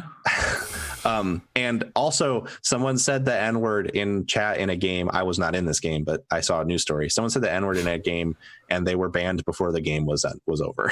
So, like banned from the beta forever. So, their moderation tools right now seem to be pretty good, but it's also compared to what it could be at launch, a pretty small pool. So right, it's very early to see where the community is going to be at in several months, or when it goes out of beta. Yeah, we'll see if they end up with like low priority queues or whatever. But that's interesting. Yeah. I hope it goes well, and I hope it doesn't go the way of Lawbreakers or something, where everybody streams it for a month and then it just dies. Yeah, I mean, and it's interesting because people clearly like don't get it. Like I saw people on Twitter that were like, you got paid to stream this, and it's like, oh fucking course they got paid to stream it. What do you think streaming as a career is? that happens for like every game. Like Riot paid these streamers a lot of money to stream the game, and then enticed people to watch it with closed beta access. That is why it had 1.7 million viewers. Like that. Yeah, that's like But it's not like the first time anybody's No. paid someone to stream a game. Like It's an advertisement. It's extremely Yeah. common. It's extremely that's common. extremely common. This won't be the first, nor will it be the last time that streamers are paid to do this. They weren't like moderating what streamers could say. I watched one stream where there was a person who was like, I fucking hate this game and I'm going to keep playing it to make sure everyone gets keys, but like, I don't enjoy it. So like, right. And I mean, like, that's happened on YouTube for years. It's like, it's hashtag ad. it's where the time it's where the times are. It's like the gaming influencers or whatever to, it's like getting mad at like CBS for putting on an ad during a football game. Like, right. They're getting paid. Like, how do you think streamers make money? Right. WWE, you only showed the Snickers commercial because they paid you. It's like, yeah, I of course, like if they hadn't paid me, I wouldn't have shown that commercial. But it'll be interesting to see how it, after the closed beta stuff is done, how the viewership holds up. Yeah. Oh yeah. Especially since, if beta keys are tied to viewership, then that is obviously going to drive viewership up. But yeah. But Like, are they going to be League- like? Sorry. I was just going to say League is like, so I don't know what its standing is now, but it's been like the most popular kind of esport for the most part, at least as far as I recall. Globally, it held the It's record for extremely popular. It held the record for a consecutive hour or like concurrent hours watched or something. Like it didn't have concurrent viewers because that's still Fortnite, but it had for the longest time. Yeah. And that's got like so much more in terms of like character appeal for like people who want to cosplay. And I'm sure there'll be people who want to cosplay as these characters from Valorant. There's always people who cosplay as Battleborn people, for God's sakes. But man, imagine spending like thousands of dollars on your Battleborn cosplay. Like, I hope no one did that. But I don't know if it can get to that League level, because like we were talking about earlier with like the accessibility stuff, or not accessibility, but like how approachable, that's the word I want. How approachable the game is. If people can, because like anyone can get into League pretty easily and have a good time, most people. And like there are different things you can do, ARAMs, or you can just mess around in solo queue and get yelled at. But if you find a character you like, you have fun. There's a lot of options there. Yeah. There's not so many with Valorant, so I wonder if it'll have that wide appeal. I suspect they'll add death matches eventually. That'll make it a little more. Also, but will that pull the same appeal that like League did? Yeah, and I think looking at viewership right now is not worth anything because like most people are going to be like Pat, where they just had a stream on in the background and weren't necessarily watching it, or people have set up Twitch bots to just collect keys and also it's a weird time where everyone is home, or most people are home. Right. So people have time to put streams on. Yeah. So I think it'll be a better question in 6 months. Mm-hmm. And I mean, if you were to now anyway, because they're opening up beta access, I could start streaming and turn on drops, and people could get keys from watching me. It's not just a specific set of streamers anymore. But anyone streaming the game. If I logged on and started streaming without drops enabled, no one would watch my stream. Like, why on earth would they watch me if they can't get the beta from me? Totally. So yeah, in fact, there were streamers who were doing like certain streamers who have may or may not have committed crimes while streaming were streaming the game and claiming they had keys in the title without actually having being a partner or having drops enabled to try to snag viewers. And I'm surprised. Riot, I think, was in a position where they could not ban said person because they happened to have like a television show and shit, but also I hope that there was some PR communication that occurred there. Yeah, that seems really crummy. Mm-hmm. Anyways, Valorant. Yeah, it's cool. It seems cool. Well, I'm sure we'll hear more about it. We talked about that for 50 I know. minutes. I didn't mean to talk about it for quite that long, but it is. I mean, it's a notable release. It's very notable. It's a very big thing that's coming out right now. I gotta say, it's one of the more interesting releases of 2020 thus far. I mean, yeah, but that's not. There's I mean- not a lot of competition right now in Yeah, 2020. Other than Murder by Numbers. You want to talk Oh, about an yeah. interesting release? Mwah. All right. Let me tell you All right, about. Andre. All right. Let's do Let me this. tell you about my trip to the bathroom earlier. No, No, tell me about it. What happened? Have fun. Did you oh, yeah, it was walk? great. Did you roll? Did you cartwheel? Sometimes you got to walk before you got the runs. Valorant. Anyway, Valorant. Sometimes Yeah. if you run in Valorant, you make too much noise. So there's no poop jokes that I have seen thus far in Final Fantasy VII. I've still got one chapter left. That could change. Mhm. Things could take a turn for the potty humor. I'm not gonna talk about story stuff too much. Pat hasn't had the chance to play it yet, and Well, he's trying to soon, avoid that. I'm interested in one story thing. If you guys want to talk And about I the story still too, haven't- Well, is it about the end? No, No. And- Okay. like because we talked about this game last week, so people probably Yes. have a general overview of what the game is. But Yeah. now that you're deeper in and you're like pretty close to the end, and you Mhm. have played the original, have you seen have the differences been notable? Have the changes they've made felt significant? Yeah. So if they're yes, to what end they're significant, I don't know if that will become apparent in this game. I am told in this final chapter is where it really goes off the rails. Like I just got the Mhm. no screenshots, no video of this chapter, like notification from the PS4 where it's like, you can't record anything.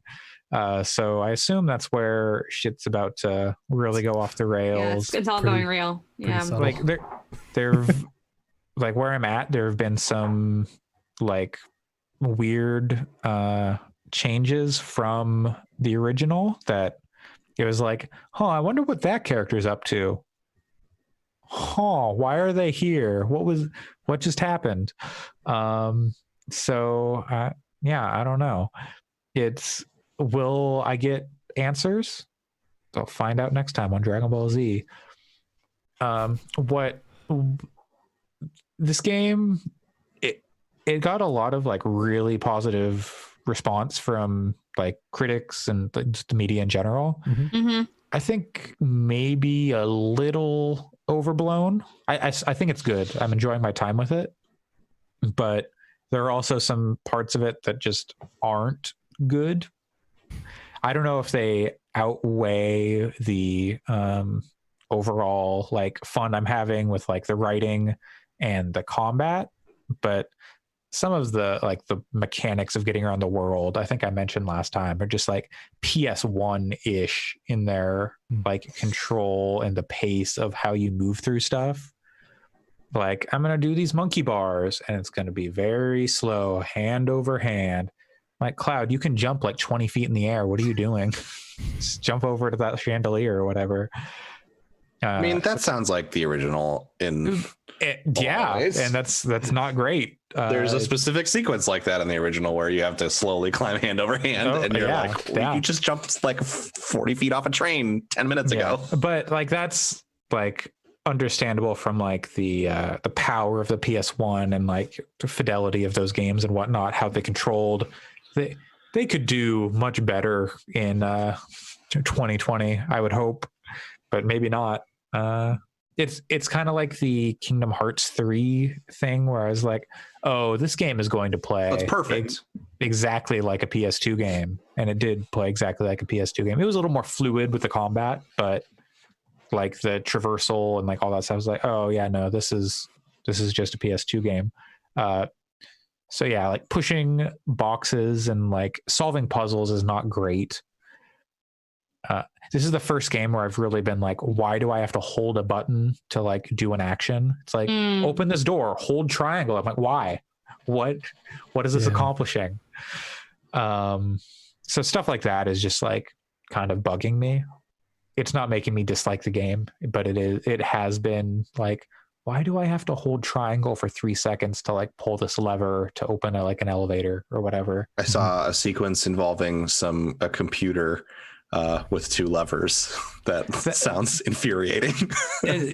you only do that the one time, as far as I can tell. Like a bespoke lever interface that you use one time in the whole game, and it doesn't even work the way they imply it does. No, it does. I had no troubles with that. Okay, I saw people saying they had to try it like 30 times or something, but they could have just been not grasping it. They need to get their eyes checked.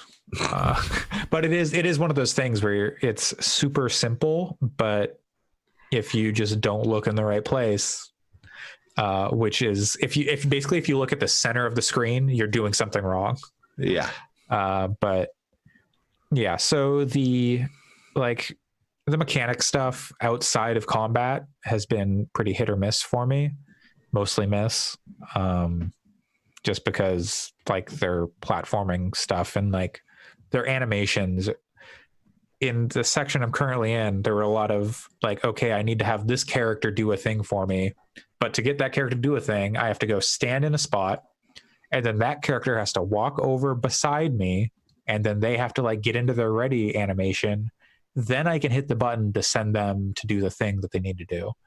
It's like, why do I need to take this extra 5 seconds when I could just walk over there, hit the button, and then like warp them behind me and then have them? It was just a lot. This really sounds very things. Like PS1 level game design in terms of like pressing a button would do. You don't need to hold it. Yeah. So a lot of stuff like that has just been irking me, but I think for the most part, the combat encounters, especially in the latter half of the game, have been really fun and interesting. The bosses, especially. The fodder enemies are kind of whatever, but the bosses do a lot of really neat, like unique mechanics. So they're not all just like, oh, get the stagger gauge up and then beat them up and use their elemental weakness. There's a lot of like targeting multiple points on a boss and, taking those out, or like trying to get a shield down, or just utilizing unique mechanics in each fight, which feels really satisfying when you figure them out. So that's really great. And then once I've gotten some of my other characters leveled up, like Tifa has become so fun to play as in combat. Whereas early on when I tried playing as her at the beginning of the game, I was just getting my ass kicked. But now late in the game, I've got so many tools at my disposal. I can like put down this like trap orb, and then I've got elemental materia, so when I punch people really fast, I like get their stagger gauge up, and I can do like cancel and do another move and power up my attacks and all this stuff. It feels very dynamic, whereas if I'm playing someone like Cloud, is just he's got a lot of sword moves, he swung the sword real good, or Barrett is like he shot a bunch. But he does have some other moves where he gets like up close and like does an uppercut with like different weapons and stuff. It's funny because he's got some melee weapons, but you can use all your like shooty moves with the melee weapon. So you're just like, I've got a big wrecking ball in my hand, but I'm shooting a bunch of bullets out of it. Okay, that's interesting. So yeah. The combat has been very fun, and I'm looking forward to seeing what the end of this game is, because I hear it's buck wild, and I want to know. I want to see how they set up for the sequel. Very much, because I'll be there for the sequel, the next one, probably the next one after that, unless they like really screw it up, but. Because Alex did say after he read the ending, he expects me to hate it, which I have been known to sour on games in the final moments in the last stretch. So we'll see. I think specifically for you, it's in the execution. I think the concept behind what happens is very interesting. Nomura is, at least in my opinion, prone to botching execution. Yes, but I do think it's an interesting concept that they go for. Okay. Maybe your brain is prone to botching the execution of understanding his genius. He needs an editor or someone to go, hey, it'd be way cooler if you did it this way. I don't think there's any argument to be made by any living person that that he does not need an editor. Yes, he clearly could use someone next to him saying, stop. Saying, No, okay. He needs someone to tell him when to hit the gas because he hits it at the wrong times. Okay, Nomura, this character's looking great, but can you put 3 less belts and 2 less zippers?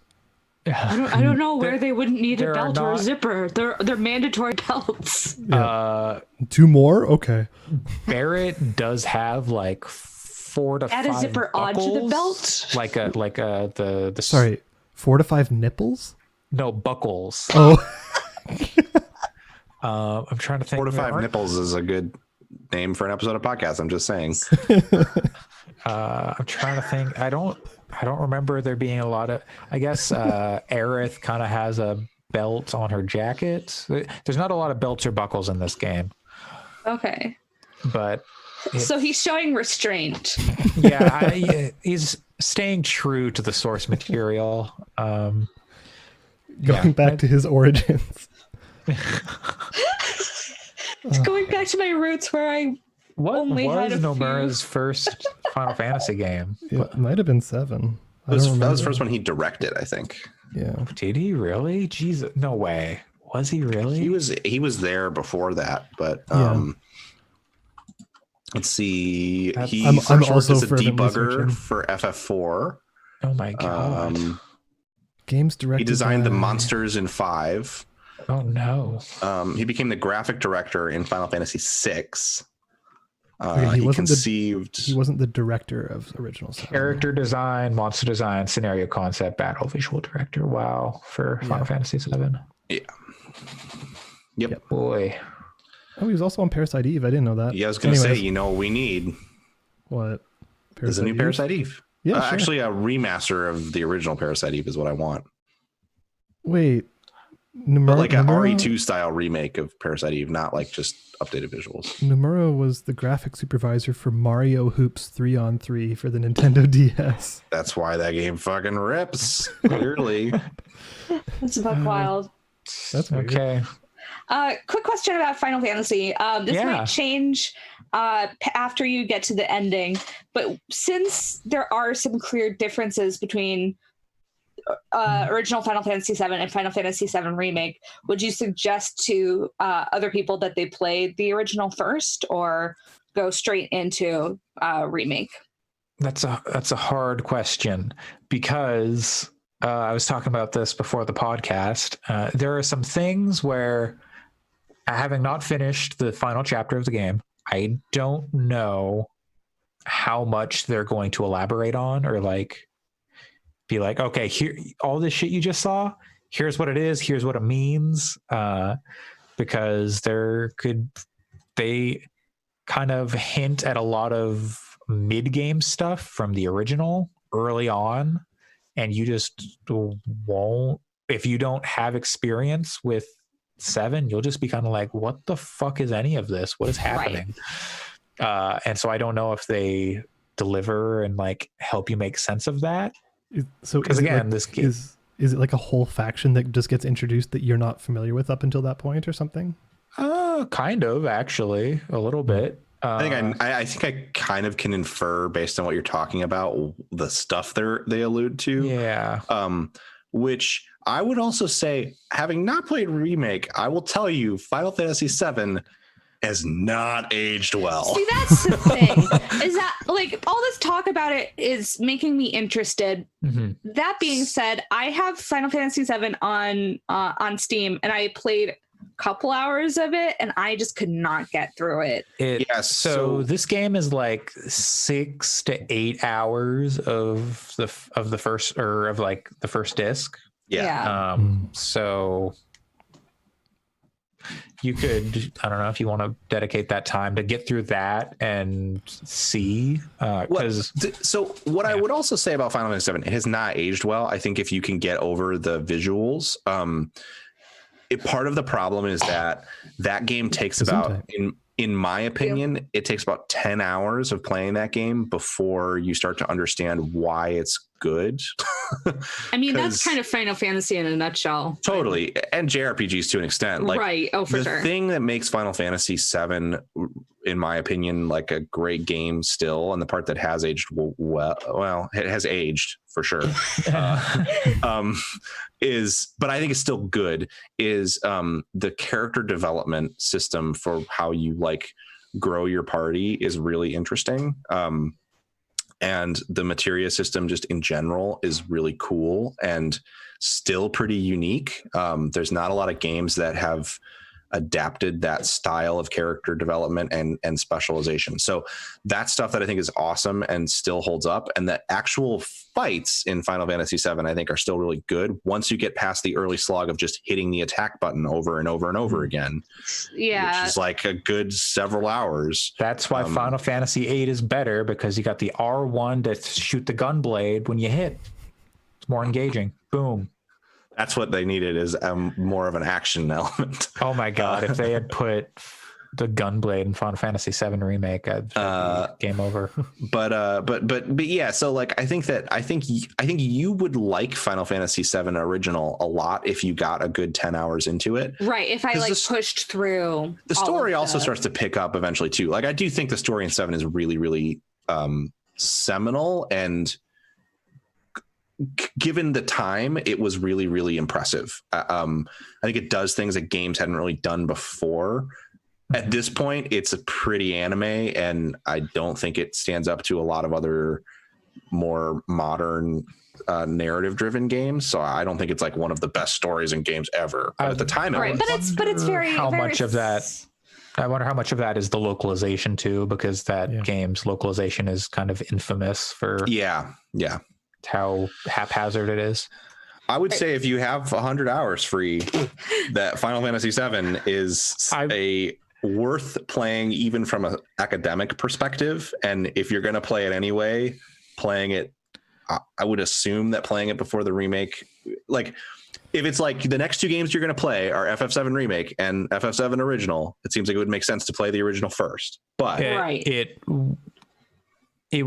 I think you get more out of the remake if you've played the original. Like, they're kind of companions more than like the same thing. Yeah, because there are acute, recognizable differences if you've played if you've only played up to the basically the 6 or so hours of Final Fantasy VII. There's still shit here. You'd be like, what? So I'm really looking forward to finding out what is going on, if they give any answers. Yeah, but the thing is, like, I will not give any spoilers for the ending. But let's say they don't give answers. Like, maybe they do, maybe they don't. But in the case they don't, you have to wait probably 2 years until you get those answers. That's kind of a big ask. Like, yes, it's really cool because we can talk about it now in the moment because it just recently came out and there's a zeitgeist around it, and like we're having conversations about Kingdom Hearts effect. Yeah, but like like people are talking about going back to Final Fantasy VII. But the thing is, like, we're not going to see answers to those questions for years. Right. And that's a thing that I think is really like important to understand about what I think that like understanding what this project is important for anyone that's considering a purchase or not, because like I have a friend whose wife like adores Final Fantasy VII and he was like 6 months ago, he was like, oh, she's so excited about the FF7 remake. And I was like, yeah, we'll see how long it takes him to finish it. And he was like, what do you mean? And I was like, well, it's part one. Right. And he was like, his wife was devastated. She was like, you got to be kidding me. And then like a couple weeks ago, he was like, yeah, she decided to wait until it's all out and play the whole thing. And I was like, she might be waiting 10 to 15 years for that. Right. I've had the same conversation with people. That part is how that game got out the door with Final Fantasy VII remake and no part one or right. That's the thing, is that it doesn't, and like I feel like with from Midgar or like come on, like I feel like with a little bit of digging you find out that it's part one, but it's not immediately clear by the title, which is most people like, unless you're keyed in, don't know. Like it's not clear. Like this isn't really a spoiler, but like at the very end, after all the credits and everything, it basically brings up this big thing that says the adventure will continue for our heroes or whatever. Like that's not the exact quote, but it's like, oh, okay, so that's the end for now. Cool. Avalanche will be back in. Yeah, exactly. Yes. Like it's like an anime kind of thing. And I just, you'll have a better perspective on it than me, Andre, soon. But it seems to me that like this is not going to be and then in 2021, part 2 comes out, and in 2022, part 3 comes out, and it's done. I have no idea, because I think Final Fantasy 7-2 or whatever it's called, and then 7-3 Lightning Returns. I think it'll be a very different structure. I would think. You would, yeah. I mean, for sure, because it doesn't seem like this game is built to be a open world game the way this is built to be Final Fantasy 13. Yeah. I worry that it's built to be Kingdom Hearts, where you're going to get mobile games, and then like how long did it take between Kingdom Hearts 2 and 3? Well, they had to make Final Fantasy 13 and then 15 and versus 13. So I do hope that they learned from that, and I think they're smart enough that maybe they will just have Nomura's team working on these games. Yeah. And I hope it doesn't end up like Half-Life 2 Episode 2, where they promise something, but nothing comes for over 10 years. And then in 10 years, a VR game comes out that tells Zack's story. Yeah, they remake Crisis Core. Yeah, exactly. God. Hey, I would play a VR Crisis Core. Sure. Oh God. I'm looking Crisis Core's cool. No, this isn't about. I mean, it's about Crisis Core, but it's not about Crisis Core. I just remembered a moment in Remake. It's about my Core Crisis that I'm currently having. No, it's about a scene in FF7 Remake, and I saw some people talking about how restorative magic, healing magic, and Final Fantasy. Oh no, I don't like where this is going. There are so many problems. There's like the classic, we can't talk about it here, I guess, because if people haven't played it, but there's so many problems of Final Fantasy that could be solved with like a Phoenix Down or like just cast Cure. You mean the iconic moment from Final Fantasy 7? Or there are plenty, any moment where somebody dies or is like hurt, is like just cast Cure on them. It's like they'll stand up to be fine. But there's like a lot of moments in Final Fantasy 7 where it's like, well, I think we can help this person out here, but yeah, I don't know. It's just annoying. It's also a world where you can summon the literal Knights of the Round Table to come down from the heavens and simultaneously attack someone, and no one says anything about it. They're just like, this is normal. Again? And you can set an ability to do it repeatedly until the thing dies, like 100 times in a row. Yeah. So... Yes, I pulled up the Amazon page for Final Fantasy VII Remake, and it says like the description says that it's the second paragraph is the first game in the Final Fantasy VII Remake project, but that's the only thing that says, hey, FYI, this isn't the whole story.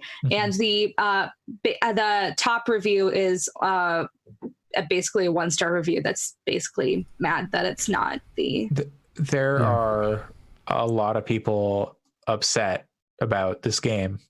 I think so, depending on why they're upset, there is a certain group of people who are upset that I think it's good that they're upset. I think we talked about this last week. I think it's a much more interesting game because it's not trying to cater to purists, to fans. It's not trying to cater to fans of the original. It's trying to challenge them. I think it's trying to be its own thing, which is interesting. So I think the reason I've seen come out of those people, like looking past all the all caps rage posts, I think it's pretty obvious, like to say that they change things with the story, just from the reaction. What they change doesn't matter, but I think the issue, that umbrage that people are having, is the fact that it's called remake. Like they're thinking this is a 1-to-1 remake, but they've changed it so it's no longer a remake. So it's like a misnomer. It's a redo. You should call it they should have called it reimagined. Yeah, or Right. something like Or that. something. Mulligan. Final Fantasy VII Mulligan. Final Fantasy VII, here we go again, motherfuckers. But like, Oh, I would buy that game in a heartbeat. Like, but We I'd be fucked like, up I don't last care. time. I'm That buying game it you right like, now. it's bullshit. Here's But, the yeah. real shit. but like, That's how the game starts. Is Nomura comes. I was like, no, we fucked up. Final Fantasy fans Again, are if that furious happened, about I'd this buy this one game thing. like right now. yeah, but I think the fact that they gave it the title remake is why a lot of people are being upset, which I Yeah, think is valid. Austin Walker and like the Waypoint crew talked about how you have to think of remake as not a descriptor, But as a subtitle, as a subtitle, as an action, as a philosophy. yeah, I think that's fair. Right. I think that's valid. I just don't think that's how people think of the word remake. And, So- Yeah, no, I think the game is better for if it was just doing like the story, like without like including all the added like side story, like filler kind of stuff they added in, like that expands on like side quests, what Cloud's doing in the meantime, and like becoming a merc, and like, hey, fuck you, pay me. He doesn't say that, but he is always just like He should. for a price. Like his Here we whole go thing is again, just like you motherfuckers. gotta pay me. But if it would be a much less interesting game if they didn't change the story the ways they have. Right. And I think that's also fair. Yeah. Actually, you know what? I don't even want to know the answer to this question. No, wait, no, okay. What's the question? The question is, I guess I do want to know the answer. One of my favorite things as a kid playing Final Fantasy VII was that characters swore all the time, but they bleeped it out. So like they said like all kinds of swear words, but bleeped it out so that they could. But if you were a smart kid like I was, you could infer that they just said the fuck word. And I'm wondering, I was hoping that with this remake that Barrett would still swear a lot, but they'd just bleep it out of the No, audio. I'm sorry. No, That's a missed opportunity. That's a clear misunderstanding of the source material right there. I don't know if it is. Maybe it is, but Barrett's interesting. He's very much like comic relief, but But he he's loves also his daughter. well. There's that, but it's also I think even that's kind of comic relief. It's like, oh, here's this big burly black man with a gun for his arm, but oh, when he sees his daughter, he gets real sweet. But he's also sorry. He's just, he's the radical revolutionary. He's the one who's kind of pushing for taking on Shinra and like saving the planet, but also he's constantly like, he's not like slapstick, but there's a lot of jokes at his expense. I recommend just listening to Austin Walker again from Waypoint talk about the issues with that character, historical and new, in their Final Fantasy discussions, because I think it's important to understand. But there's, I would say this game, at least to me, I haven't seen anything that I would say is offensive. I wouldn't say they've like done away with, classic Final Fantasy or even just Final Fantasy VII, like issues, for sure. like larger issues, but it's much more tasteful. And less offensive, maybe. It's a good way to put it. than previous. And some would say maybe even some people are going to have great times with some of the scenes.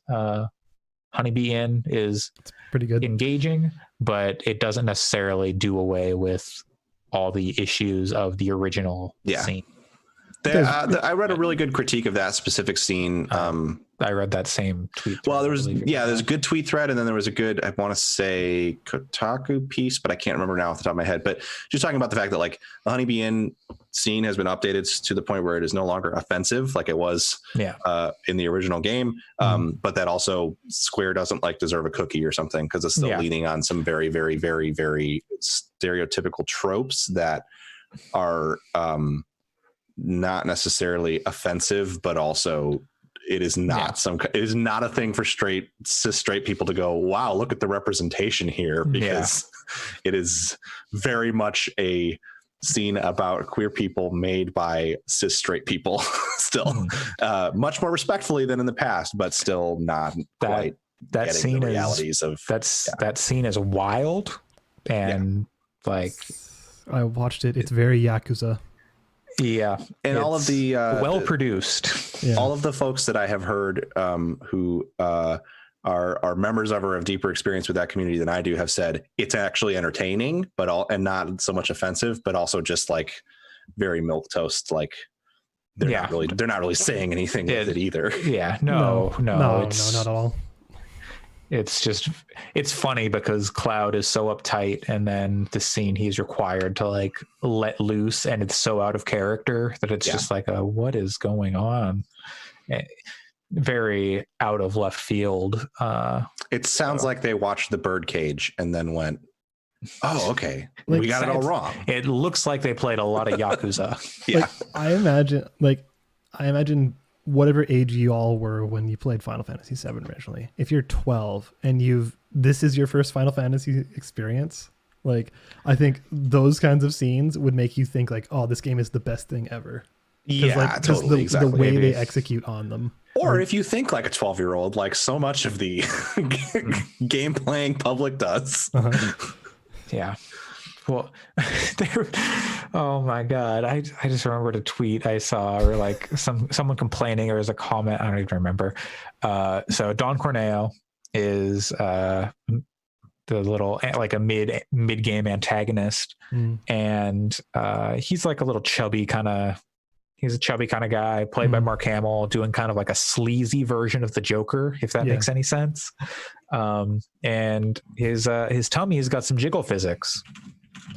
But some people were complaining that Tifa's boobs do not have jiggle physics. And it was just like, why? Yeah, who cares? because they want to see Tifa's boobs jiggle. But she's got great support.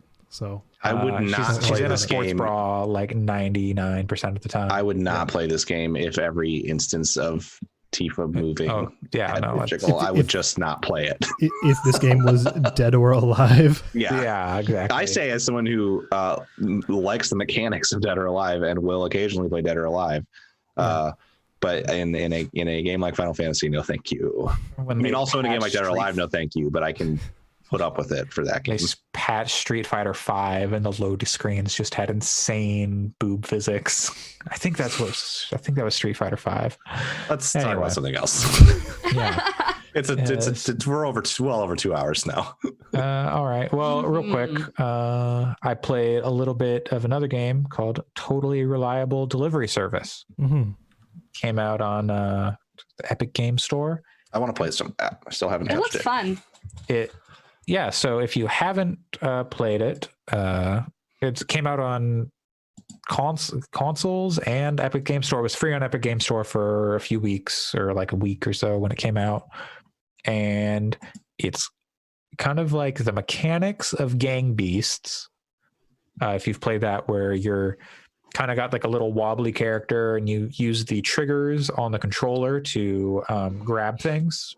With like, so R2 or right trigger will grab something with your right hand, then left trigger with your left hand. Then you use your bumpers to lift your arms up so you can like lift things above your head. So that's kind of the main mechanics of Totally Reliable Delivery Service. What you're doing is, as you might expect from the name, you are delivering packages from A to B. Like kind of like a Death Stranding. Yes, just like Death Stranding. Oh, it's a Strand game. It's a Strand game. If you play with other people, actually you can play online. There is online multiplayer. Apparently there's a lot of lag because it's been very popular. So their servers are struggling. But so that's good for them. Apparently it's a good problem to have. A lot of people want to play your game. But yeah, I was playing this with my girlfriend, so you can play with up to 4 people. I don't know if you can do any more than that, but basically you're going around this island or a series of islands, and you're finding little like delivery kiosk where it's like, okay, go from here and deliver this package across the island. And how you want to get there is kind of up to your discretion. It'll usually spawn a vehicle nearby, like as it spawns the package, be like, here's a little like golf cart kind of thing. You put the package in the back and then you can drive off. But boy, are the physics wonky. in a like, good way or like a frustrating way? Yeah. So like if you were trying to like get gold medals on all the delivery times or something, I could see it being frustrating.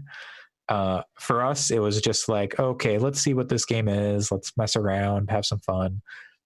And eventually we just stopped delivering stuff and just started messing around with the vehicles and the physics and like, seeing like what we could do. Or like, okay, let's race across the island. Because the way you control all the vehicles is via joystick. So you like put one hand on the joystick and then it's like move it around. Some vehicles have two joysticks. So like left stick controls one joystick and right stick controls the other one. And so like if you're in a plane, you've got like pitch and throttle and yaw and roll or whatever on the two sticks. Yeah, basically. Or it's like you can get in a hot air balloon and stuff like that. And messing around with the different physics tools, it kind of gives you, and experimenting has been a lot of fun. So, and they've got like a ton of DLC already for that game, which is kind of alarming. There's like a ton of cosmetic DLC. There's extra maps and like missions. So definitely something worth checking out. I don't know. I don't know how much it costs. Do you think that there would be any value to playing it as like single player or doing it without other people? I haven't tried it single player. You could certainly do it.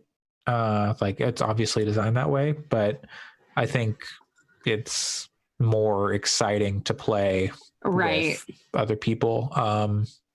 Right. I was just wondering because the mechanics sound different, but kind of the kind of multiplayer aspect kind of feels very Overcooked-y, at least from what it sounds like. A little bit. But Overcooked single player is not good. Yeah. So like the challenge I was having is like boxes just like flying out of the car or whatever. So what the system my girlfriend and I worked up was, okay, I'll drive, because she was like, I don't understand how to drive these cars, it's too weird. So what she would do is we'd put the package in like the back of the golf cart or whatever, and then I would get in the golf cart and then I would grab onto like there's like a handle, and then so you don't like go flying out of the cart. And then there's also, so you grab like the handle and the joystick, and then my girlfriend would grab onto my back and then grab the package, so the package wouldn't fly off. And so that's like a way we were able to kind of finish some deliveries kind of quickly. Yeah. If you were solo, you would have to go very slowly. And some of them are totally doable solo, but yeah, some it just of them sounds like it's the kind of game that would be more fun to play with. It's very fun. Oh, totally. Just mess around with the physics and watch somebody grab onto a fire extinguisher and launch themselves 200 meters into the air. Yeah, and for what it's worth, it looks like the standard edition is $15. The deluxe edition with some DLC is $22.99. Yeah, that's. I think that's a good price for this game. I got it for free because it was on the Epic Game Store for free. But if you got it on console, or if you want to get it on console, is there something about it being on Game Pass? I don't think that's right. No idea. I doubt it. They probably wouldn't be able to do an Epic deal and a Game Pass deal. Yeah, maybe though. I don't know. Outer Wilds. Outer Wilds wasn't free on Epic when it came out, though. No. So that's why it's more the free part of it that I'm not. Yeah, I don't know how that would work. It's on iOS, or not iOS, on Android. I don't know about iOS. Really? Their website only says Windows and Mac. It's on the Microsoft Store, included with Xbox Game Pass Ultimate. There you go. So yeah, you can play on console. Yeah, so playing with controller is probably the best way to play this. It does split screen, so that's fun.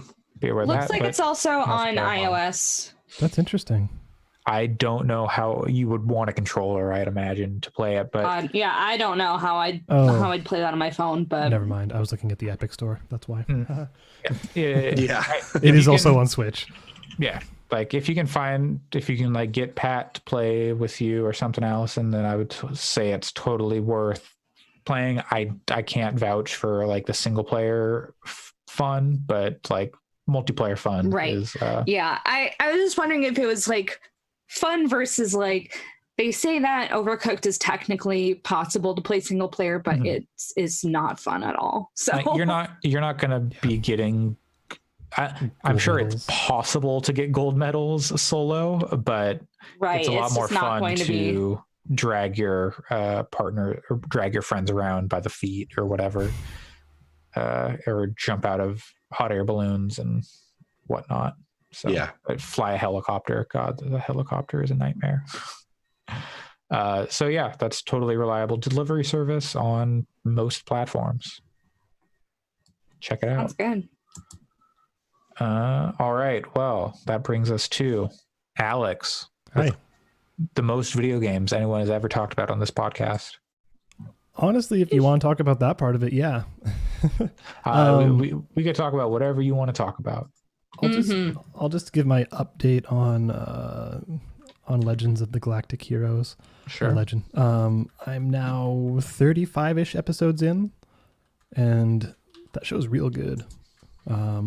I don't want to get too deep into it because, I'm like a third of the way through a really long show, and we already talked a little bit about it last week, but I think it's worth getting into, even if you're not super into 80s anime or anything like that. It feels reminiscent or perhaps inspirational to works such as Game of Thrones, where they're willing to just kill like main characters.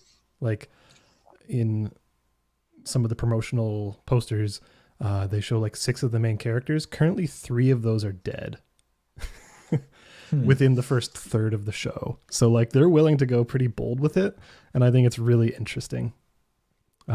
Maybe you just misunderstood who the main characters are. I guess the poster also misunderstood. But no, it's really good so far. The pacing has slowed down a little bit after the first like major arc, which I think is fine. But yeah, continuing to watch it. Not much else to report on it for now.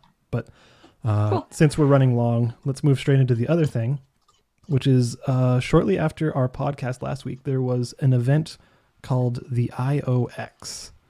I don't know if anyone else watched it, but it's basically the Indie Obscura group put together their own, you can think of it like a Nintendo Direct style State of Play, please. Nintendo Direct State of Play, however you want to approach it, which was 100% dedicated to indie games that are coming out in the next little while. Like, it was just a pile of games from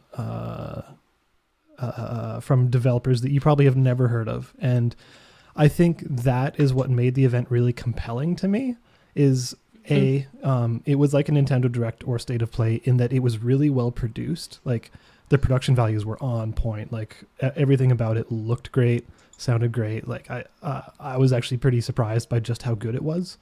And then the other thing is, I hadn't heard of any of these devs.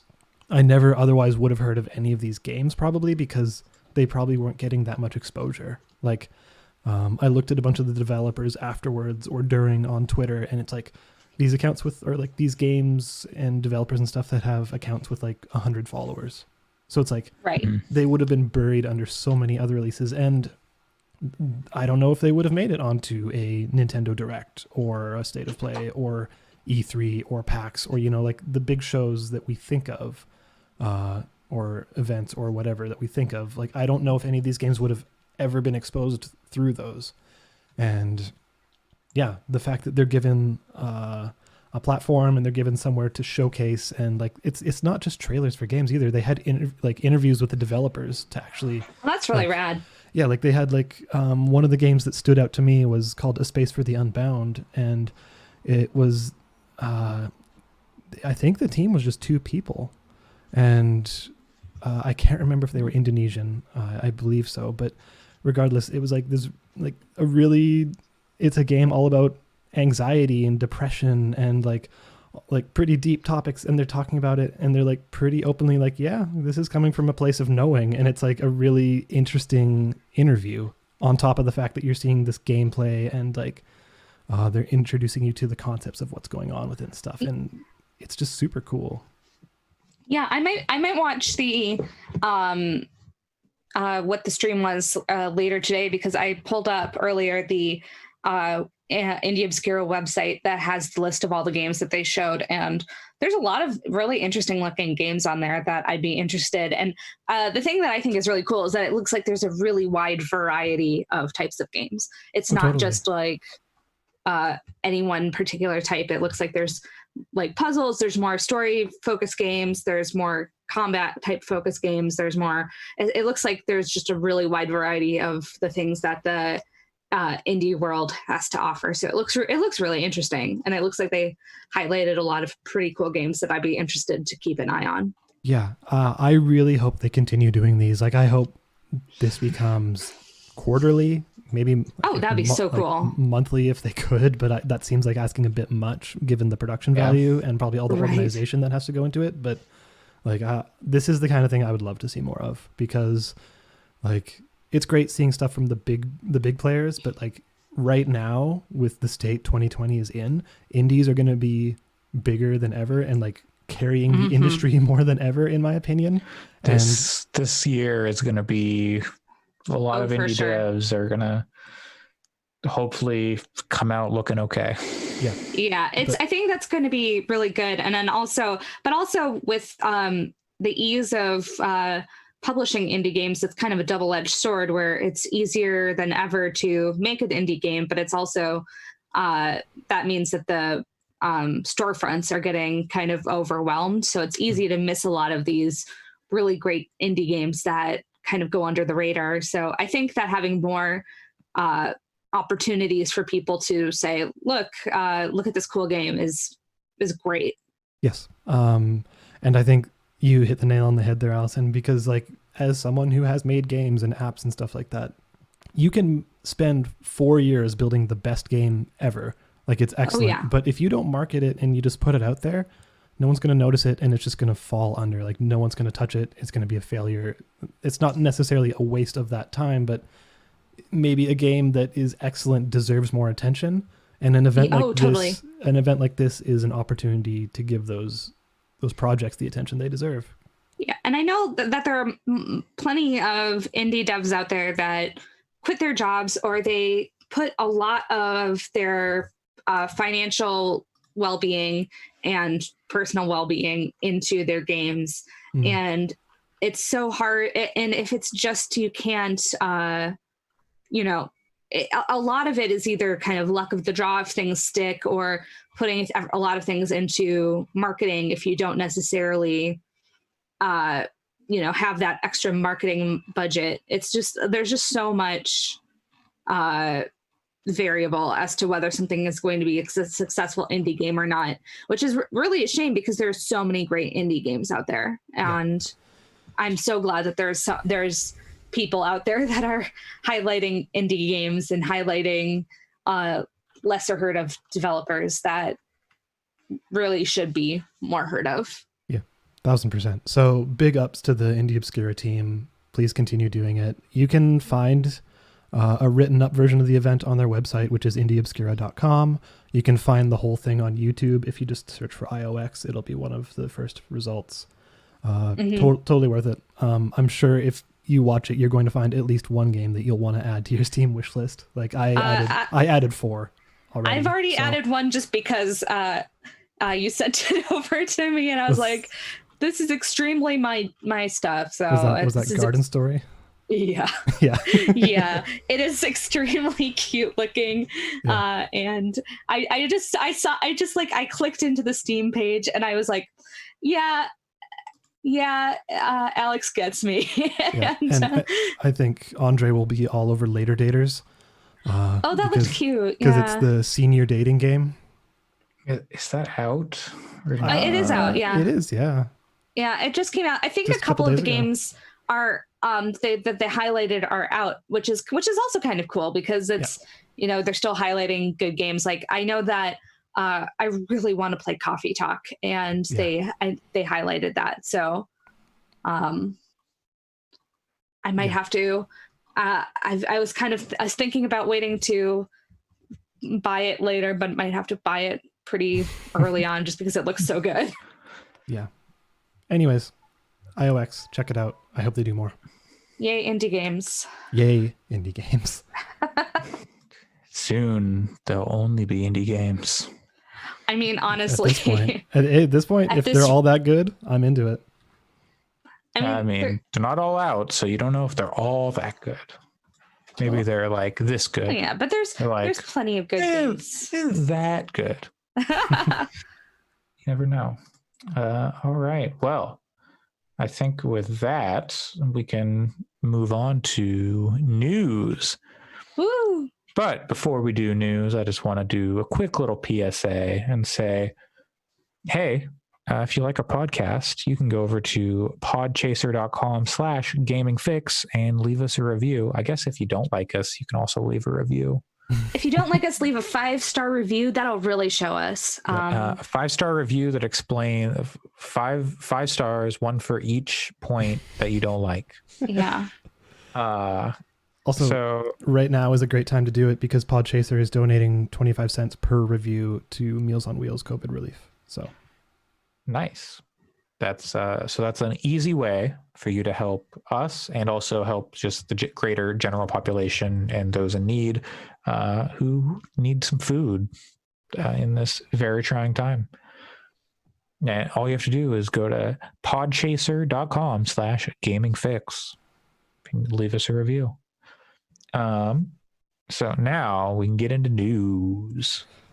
News. There's a lot of it. We're going to try and keep it light this week. There were some sadder stories. We're gonna keep it light this week. It's a rough time. I think we all kind of need some not terrible news. Yes. All right. So first on our list this week, Sony's Play at Home initiative, which is giving away games and also allotting $10 million for indie developers. Yeah, which I think is cool. The first two games they gave away were that Uncharted collection and Journey, which both have been PS Plus games, and Uncharted was a PS Plus game in like January. It's the Uncharted collection, and it was a PS Plus game in January of this year. But for what it's worth, I don't think you have to be a PS Plus member to get. You do not have to be a PS Plus subscriber. But it was like a. Okay. I'm certainly not picking on you either, but I saw some people on Twitter complaining, and it's like they're free fucking games. Yeah, yeah, it's pretty good. It's just like they don't owe you shit. Like they could just say, yeah, you know what? Instead, we're shutting down all video games for the next 2 years. I wonder what the crossover on who's going to download. I guess you can't really check that, but how many people download this? I don't know. I think that don't have PS Plus. I get your point too, but yeah. I think it's cool though. Yeah. The general initiative and idea is good. Nice to see. I think Uncharted and Journey makes sense, like from games you would pick, because they also games where you go outside and explore, and then also where you make connections with people. And they couldn't do The Last of Us for obvious reasons. And I think if you think about it too, there's probably a lot of people who they start working from home or are quarantined and want to, like, maybe they haven't played video games in a long time, and their friends have a PlayStation, so they buy a PlayStation to like have something to do at home, and they may not have even had one as of January, or they may not end up picking up PS Plus because they just want this system to play some games. And those are two great games to hand to someone who has not been playing video games much for the last 10 years. Or what if it's like they have a PlayStation 4 for their kid to play Fortnite, and now they're locked in the house. They're like, all right, well, maybe when the kid goes to bed, I'm going to play. I don't know who is seeing that is in that situation. No, just a hypothetical. They may not have. They may not be buying it either because of this, but they bought their system thinking. Oh yes, yeah. And then they turn it on and go, "Oh, I can download these games for free. That's cool." Yeah. If they're surfacing it, I haven't noticed. I certainly don't think this is selling any PlayStation. No. I just mean like if someone has a PlayStation and they're not on PS Plus or whatever, are they going to be the type? How many people that are in that situation are going to be looking at the news and the free games? Maybe there's more than I'm thinking, but I don't think that matters. I think it's just the fact that Sony's willing to go and put this out there for people is just a positive thing in general. And I think it's a community thing, which should be happening. That it should be happening. I think it's setting a positive precedent, especially the extra funds that they're allotting to indies. I think that is really great. I think that's really fantastic and good on them for supporting that community, because it had seemed like they had kind of shied away or kind of pushed the indie stuff off to the side. I'm we use them at the start of the generation. It kind of felt like no one was doing a good job of that. Like Nintendo better than the other two, but yes, I would agree. But I hope that this is the kind of thing where Microsoft follows suit, and maybe Nintendo, if for some reason somehow Steam kind of does it with their try these new games, whatever the game festival things that they do, which is neat. But I'd like to see them doing stuff like this too. So I'm glad that Sony put their foot forward and actually did something, and I'd like to see. Totally. I think it sets I think it set a cool precedent, and I honestly won't say no to games. So yeah. I would be shocked if Valve does any kind of promotion to give people games. I would honestly see Epic Game Store before Valve. Epic already does it, so they do. But I could see them doing something like this, I guess. Yeah. Epic is going to pay for every American citizen to learn to code. They're going to give everyone a full full license for Unreal Engine. A license for Unreal is free. You just have to start paying if you make over $10,000. Okay, license for Unreal plus a bunch of plugins. Plugins cost money. Sure. All right. Next bit of news: the Resident Evil 4 is currently. This is a rumor. It has been substantiated by a bunch of sources. Resident Evil 4 remake is in development from M2. Is that the developer name? I forget the developer name. M2, which is I believe the studio that did Resident Evil 3 remake. I believe that's what's going on here. Thoughts and feelings, everyone? It doesn't need a remake. I just don't think that the game holds up pretty well, so I don't know if it's necessarily. I don't know. The thing about 2 and 3, and also 1, and also Code Veronica, and 0 to an extent, is those all hold up for remakes because the systems they used are pretty deprecated now, like tank controls and static cameras where you're just kind of moving around, that stuff. It doesn't hold up to modern era, and in that sense, remaking them makes sense, giving them that kind of modern touch. But RE4 is what inspired games like Gears. Yes, it's not as polished. Things have evolved since then. But it's also come out on every console. Right. It's available on pretty much any system that you want it. Like phones and all that junk. Yeah. So I don't know that RE4 needs it. Personally. I would agree. It doesn't need it, but I don't know. You might, not everyone on this call, but I think the majority of people who say RE4 doesn't need a remake, who are also Resident Evil fans, will still buy an RE4 remake, and then other people will buy it too, who see that it's a numbered remake of the series. I don't know. I just think from a sales perspective, it's going to make them more money than if they had done Code Veronica. Oh, absolutely. Probably. That's all they care about.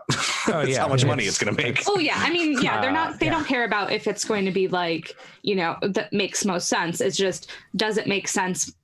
Not really, but it just makes financial sense. It makes total financial sense. Yeah. I would have preferred Dino Crisis.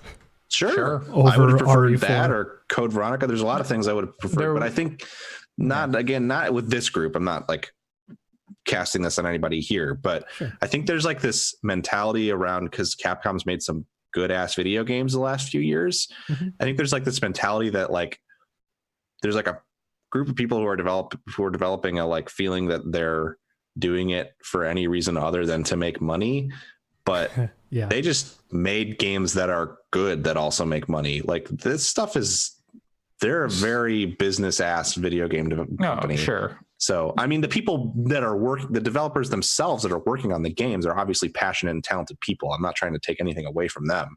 Yeah. But like, if you are the studio that made the RE3 remake and they say, we want you to make an RE4 remake and we're going to pay this much money for it, they're not going to go, well, the better thing to do is to do Code Veronica. So Sure, we're not doing it. You know, like it's money to Capcom.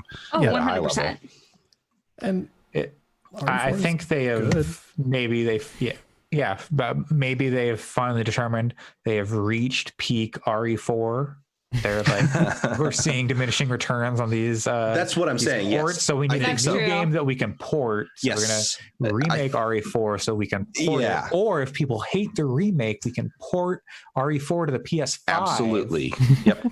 But with No, backwards compatibility, they don't need to port to the Ah. PS5. So that's why they need to make a remake so they can sell it again. But they make the They're remake. they're gonna demake the remake so Oh, it can run the God. PS4 and the PS3 and the PS2 and the This is GameCube. but they remake it. If it's And the bad, then you can already see the Polygon story or Kotaku story that reads like the RE4 remake is bad, which makes it the perfect time to check out the original, and then they sell a bunch Yeah. of backwards compatible copies to people who haven't played it.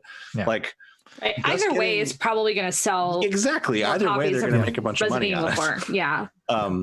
Especially because I bet that it's all asset generation. Like I don't think they probably don't have to do a ton to the like. If that's all they mechanics do, then- and- The mechanics still feel fine. Like I played it not that long ago, and it You felt have good. to be able to move and shoot. Yeah, that's right. Yeah, the I'm only sure thing I that would they'll change. use the same engine that they've used for RE2 and 3.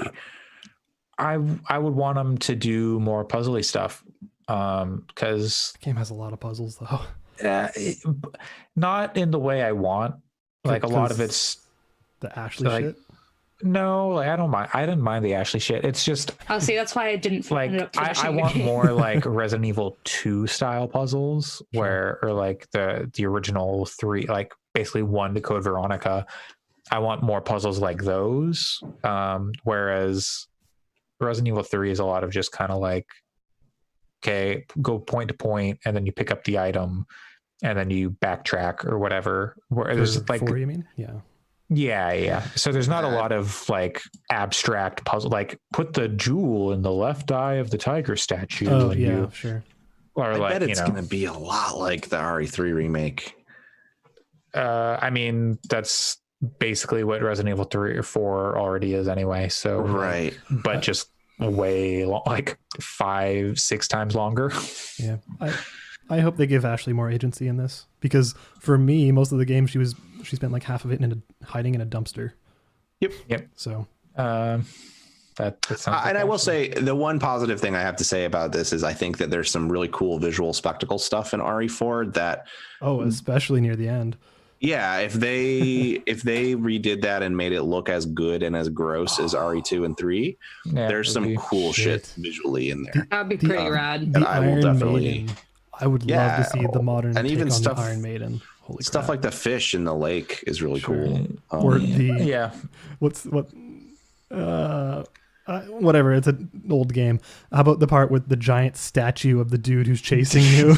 Yeah. so dumb. There's some weird, cool stuff they can totally do that I would like to see done in modern visuals, but I do agree that it doesn't need the remake either. Right, but If anything, Yeah. RE5 needs a remake more to make it Yeah. less racist. I recall seeing a rumor that I think it was this M2 team I believe that's the developer was working on something that wasn't Code Veronica and wasn't Resident Evil 4.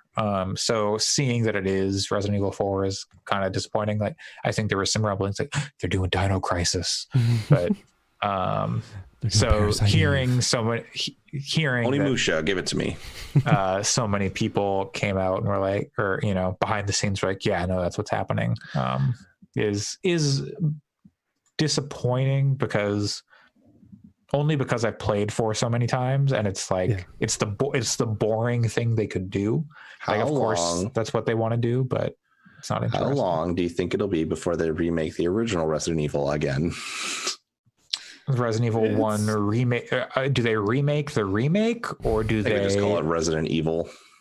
Yeah, the Resident Evil. Yeah, something like that. The Biohazard.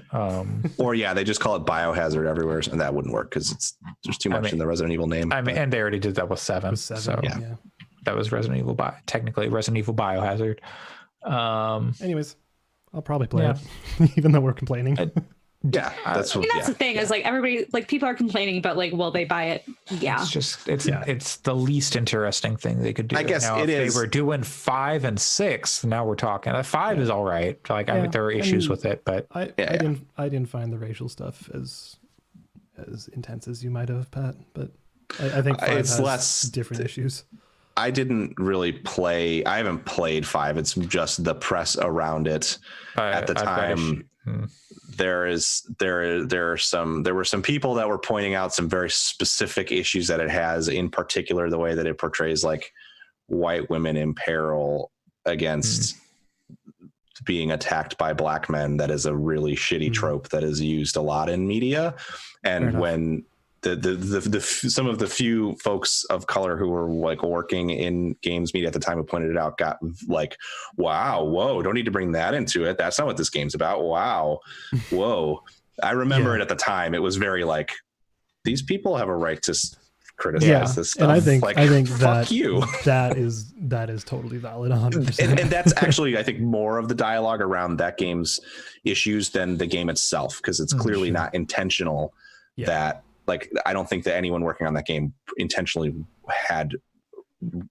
wanted to. They just happened to use tropes from horror media in the past that are racist without doing the research. I don't think that they did it maliciously.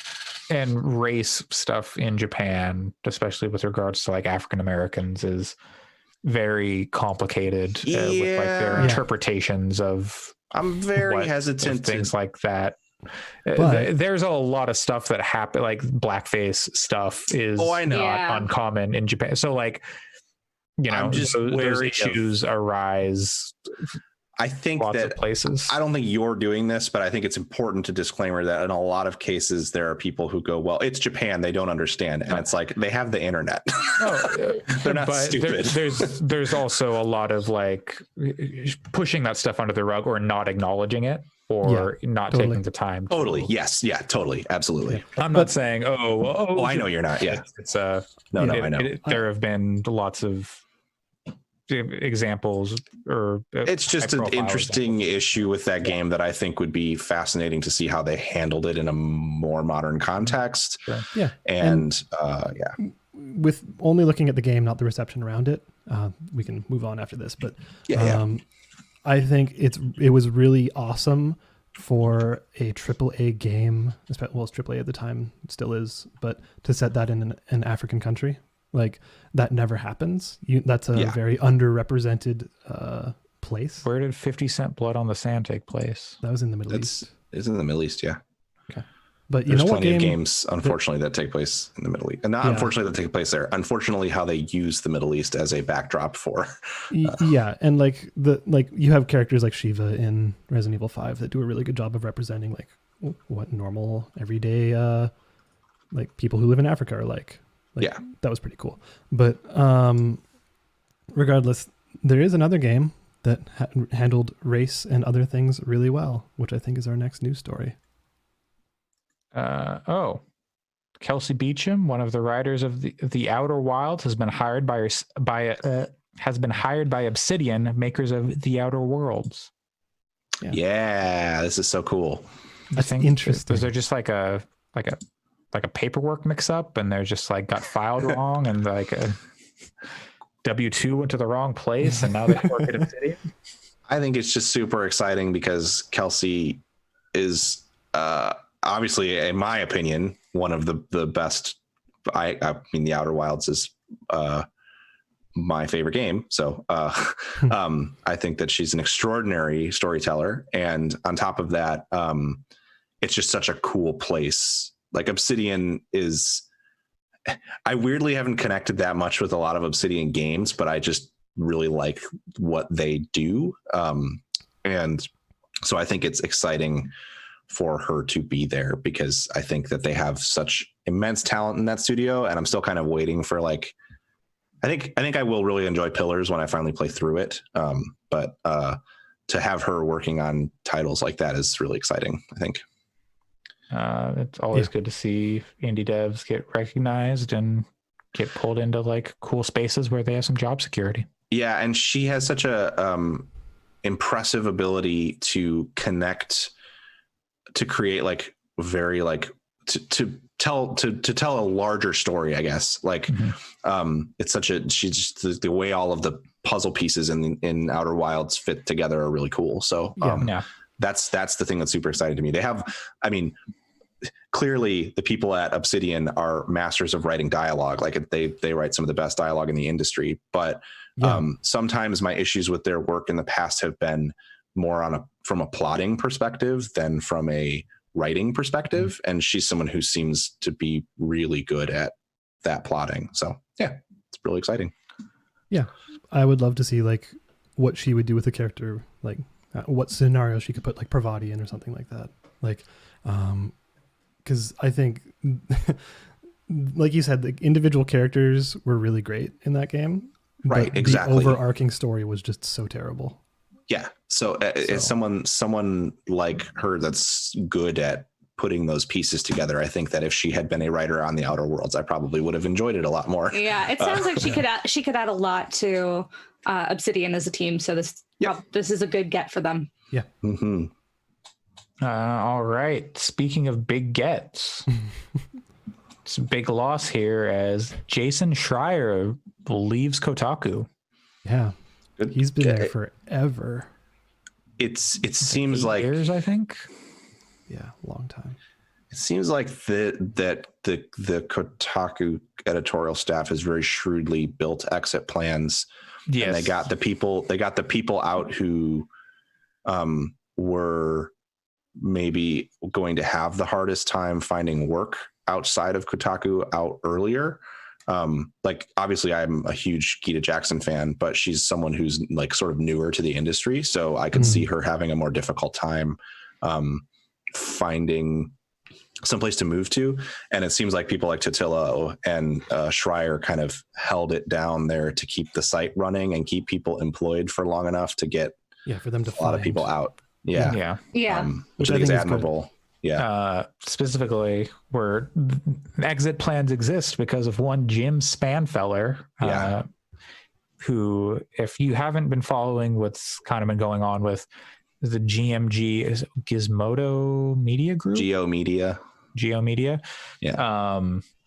They were formerly Gawker Media, and then through multiple sales and whatnot, they came to be part of Go Media. And Jim Spanfeller is one of the shareholders. Board. He's CEO too, I think. So, some guy with a lot of control, and he sucks.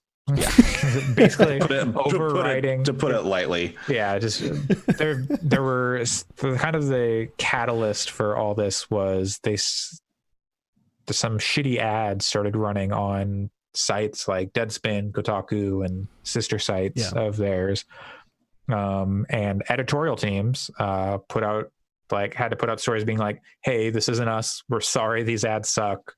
We're trying to get them down." And then those were pulled like behind the scenes and all sorts. They told Deadspin staff to start writing, to stop writing political stuff, which the reason Deadspin is the only sports blog that I ever read was because right, and that was why a lot of people read Deadspin too. And it was like I'm a person who enjoys sports a fair bit, but I think the politics of American sports are garbage in most cases, and like they were a place to get a lens on that felt like I was comfortable reading their reporting because they felt like they were opposed to the shitty politics of American sports, but also acknowledging that you can still enjoy them and want to see that industry improve. So anyway, yeah. And after that exodus of everyone from Deadspin quit, walked off after someone was fired. I can't remember. That was like beautiful how everybody quit at the same time. It was most people. It was like there were like big groups because there were like some people like, I need the health insurance. Right. And it's like, you can't fault anybody for that, but eventually everyone was gone within like a week or so.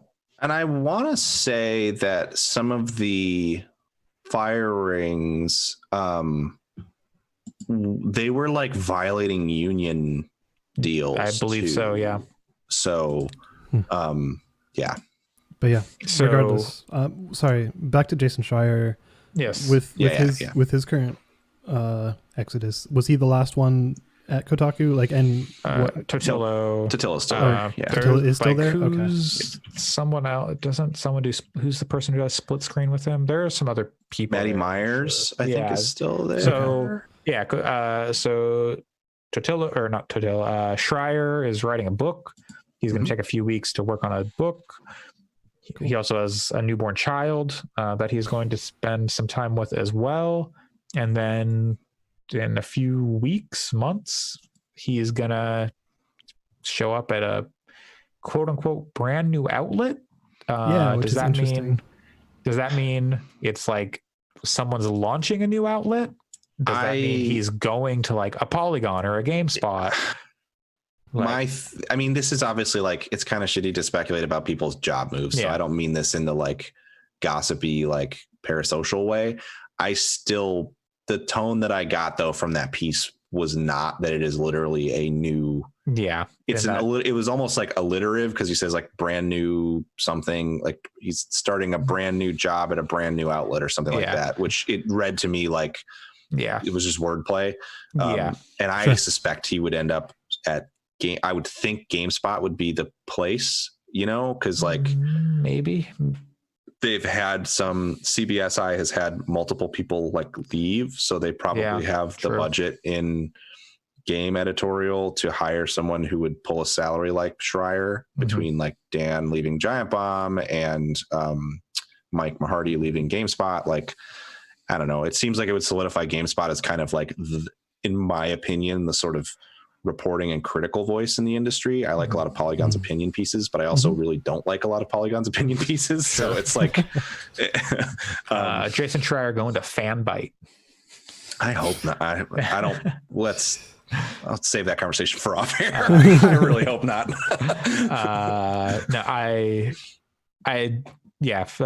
Not great to like speculate. It was just an interesting turn of phrase. Yeah, right. It was an interesting way to put it. But there's no way someone's opening a new outlet right now. No, I could see him going to Washington Post because maybe they spun up their gaming thing. I have a lot of issues with the Washington Post, and I think it would be a weird move for him given democracy dies in darkness, so you need HDR. But I would like to see what he could do with that position.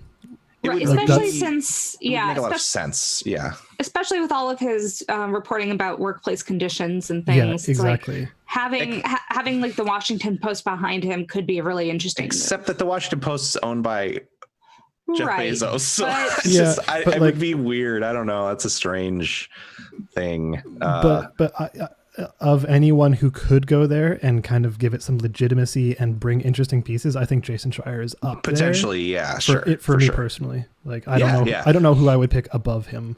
It makes a lot of sense. For sure. So I don't know. I could see both of those things. I just kind of hope he's not doing a Patreon thing. Because I don't think so. That didn't seem like what he would be doing. My partner and I were talking about it, and it's like there's a certain point, like Patreon's starting to. There's not unlimited money.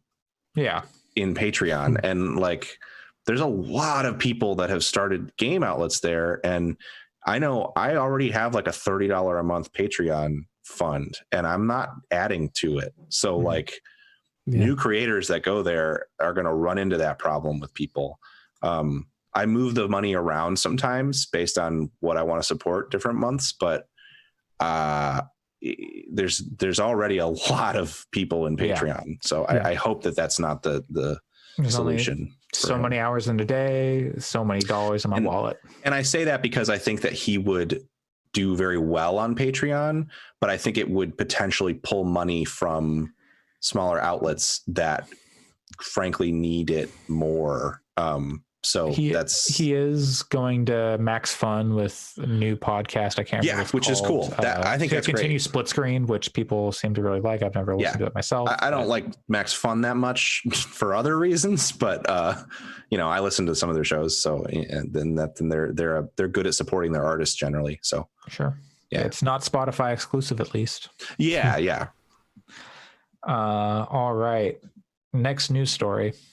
This one's a doozy. XCOM Chimera Squad coming out next week.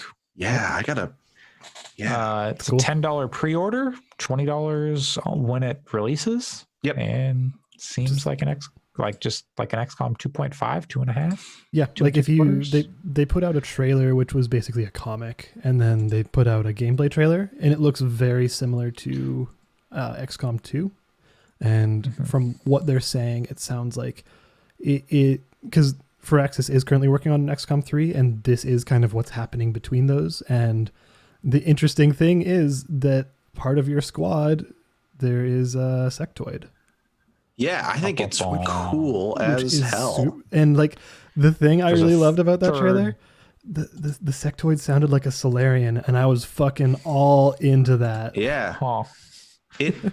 I dig this. Like it is like the big difference from what it looks like is it's more of a like, this is your squad. They have personalities, and there is a narrative moving forward. Like obviously XCOM 2 has some narrative stuff, and the first one did too, but it's XCOM 2 is so much about like, here's your blank slate squad members that you kind of impart personality and development on. And this seems like more of a squad based tactical RPG and less of a like tactical strategy game, if that makes any sense. I mean, obviously there's RPG elements to XCOM 2 as well, but this almost seems like a strategy RPG, I guess is what I'm trying to say. Like in the vein of something like a Banner Saga or FF Tactics or something. Yeah, and something I really that this drives home for me is the fact that I'm really happy with how Firaxis has handled this, because XCOM 1 and XCOM 2, like Enemy Unknown and 2, like those are very different games in terms of their setting, their story, their pacing. Totally. And it seems like this spin-off to Chimera Squad is also very different. So they're not just like they're willing to evolve. They're not just sitting on like what worked well for them. They're willing to try new things, and I think that's really cool. Yep. Yeah, I think it's great. I'm definitely going to buy it. I actually need to play through. I only haven't yet because I need to play through XCOM 2. I have actually not ever finished it. It's good. I think its DLC was really good. Yeah, I would play it with War of the Chosen. I have all the stuff for it. I just haven't actually gotten through it. But I will totally pick this up and play it because I like XCOM a lot, and it looks awesome. All right. I think I saw Tom Francis. But that's not what I was looking for. Maker of Gunpoint and Heat Signature. Yeah. I believe he is working on a game called Tactical Breach Wizards. Yes. Yeah. And that's a great name. It looks really cool. He was talking about how like that game was inspired by XCOM and XCOM 2, and he sees a lot of similarities in the stuff they showed of Chimera Squad and the game he's working on. So that's another game. That's a really good name. Tactical Breach Wizards looks pretty rad. It's like Door Kicker, but you're wizard. Yeah, and it's a tactics game. Yeah. This guy has a riot shield and it says Armed Priest. Yep. Riot Priest. There's a close quarters battle witch. There is an elemental sharpshooter that has like a staff, but it's got like handles on it, like a grenade or like a RPG. I love it. That's so good. No, this game looks. I'm actually very excited about Tactical Breach Wizards. I forgot that.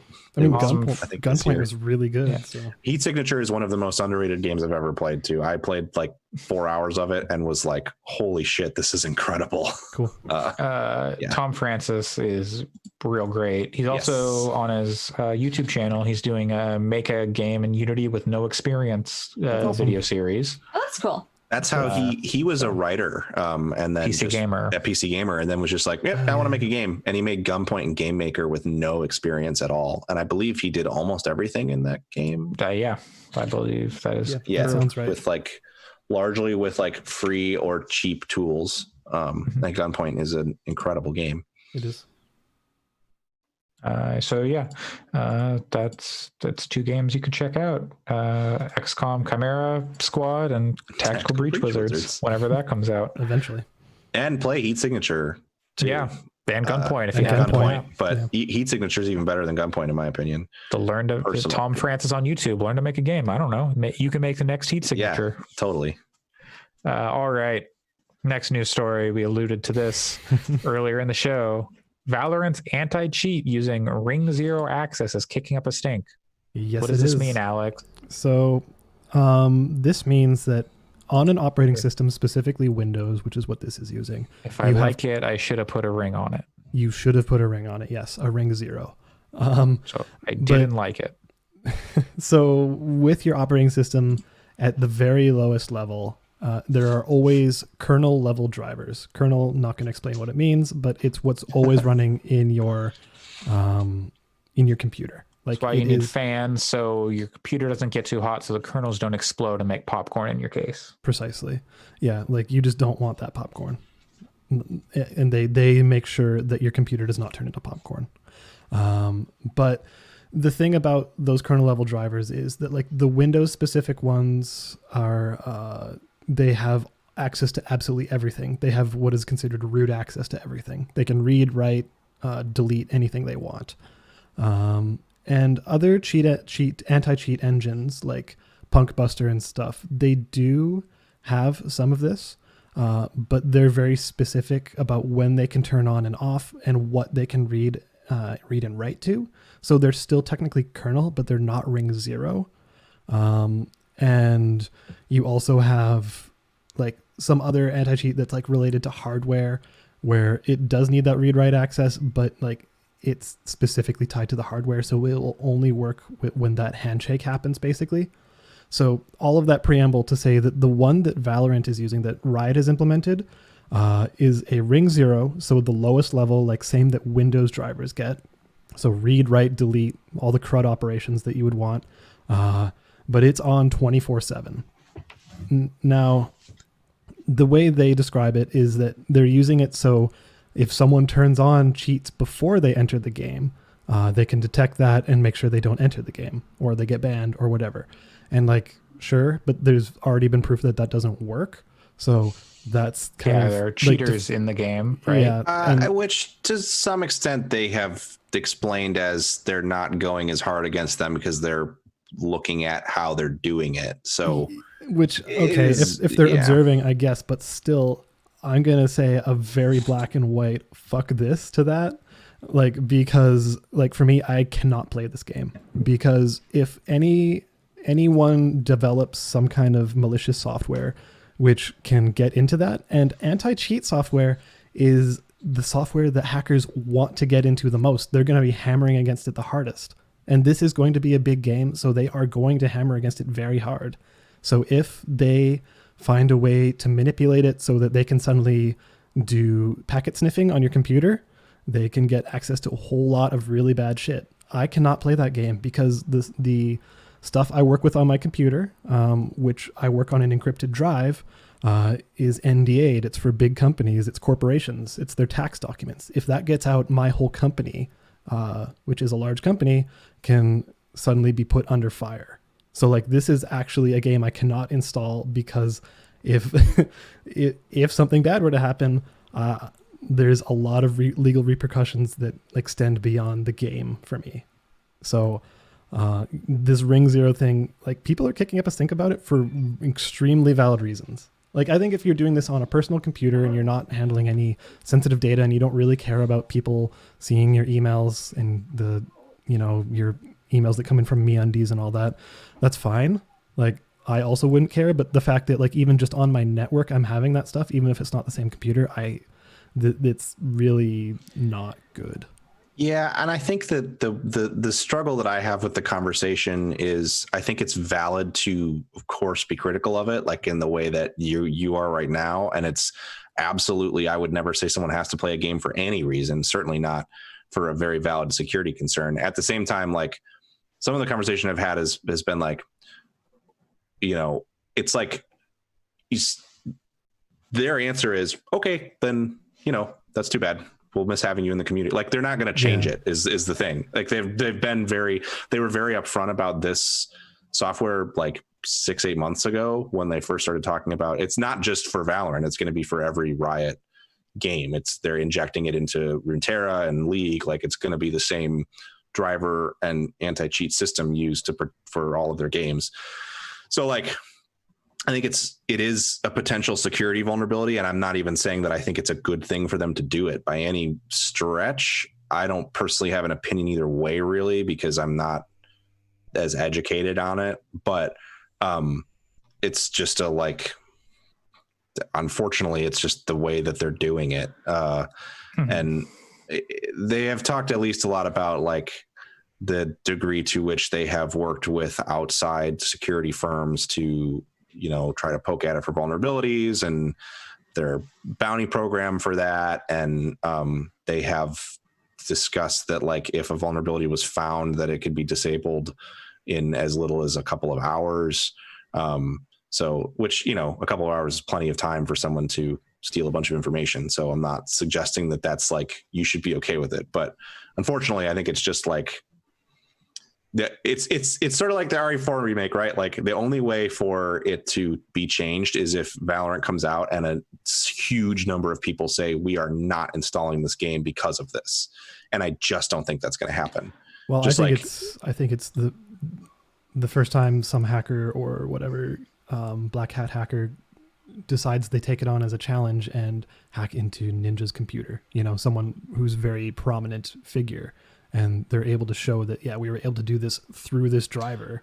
Then, for sure. That's going to kill it. But, like, I think... I actually don't know if it would kill it. I think it should kill it if and when that happens. I don't think it will. I think it'll be like maybe a few thousand people stop playing it then, and Riot comes back and says, like, well, we shut the driver down and we fixed the security vulnerability.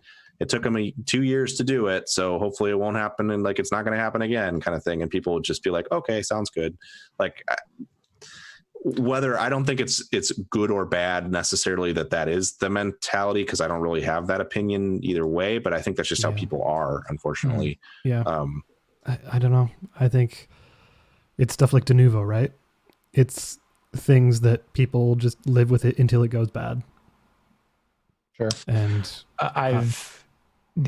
I've seen people on the opposite end. I've seen people with some very spicy takes, like, this is terrible because Riot is owned by Tencent, a Chinese company. Yeah. And so I think there are probably far more people who are in that camp than who are in, like, the legitimate concern camp, like Alex, where it's like, oh, I don't want Chinese companies having my data. Tencent is a fantastic company who I'm not allowed to speak against. Whether or not whether or not there's sensitive data or whatever, it just becomes the yellow scare or whatever, red scare. I don't like Tencent for a variety of reasons, but I also play a lot of stuff like that they have ownership in, like, I don't know, whatever. I don't like a lot of corporations. Yeah. I don't like the Sony corporation, but I like my PlayStation.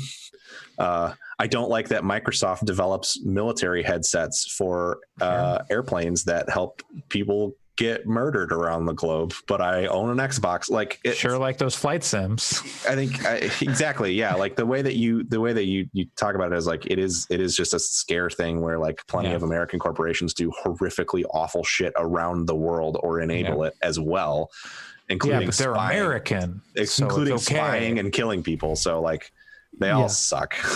Yeah. The only spyware on my computer is from America, damn it. I think that perspective is just stupid. Like, that's more conspiracy theory-y, whereas like I'd like to think the way I'm coming at it is more pragmatic and like totally, preventative. And I certainly don't have any criticism for anyone in your position that is concerned about that aspect and the security aspect of it. And I think for like 50, like it's a 50-50 split. It's between how comfortable you are with the data you're using on your computer, right? Like, or that's on your network potentially. Like if you aren't that concerned with it, then, and you're willing to run the risk just in case it happens, okay, sure. But like some people can't.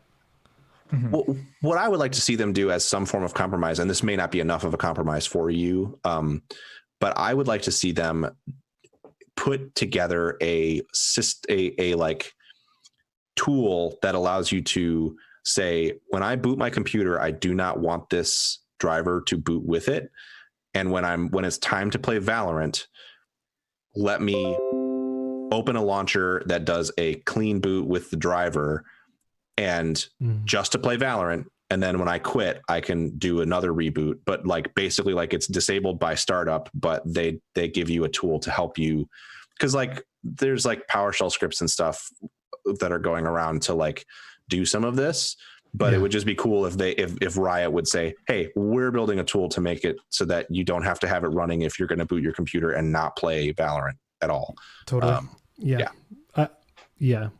I might try the game with the PowerShell script just for the sake of trying, but I'm still hesitant.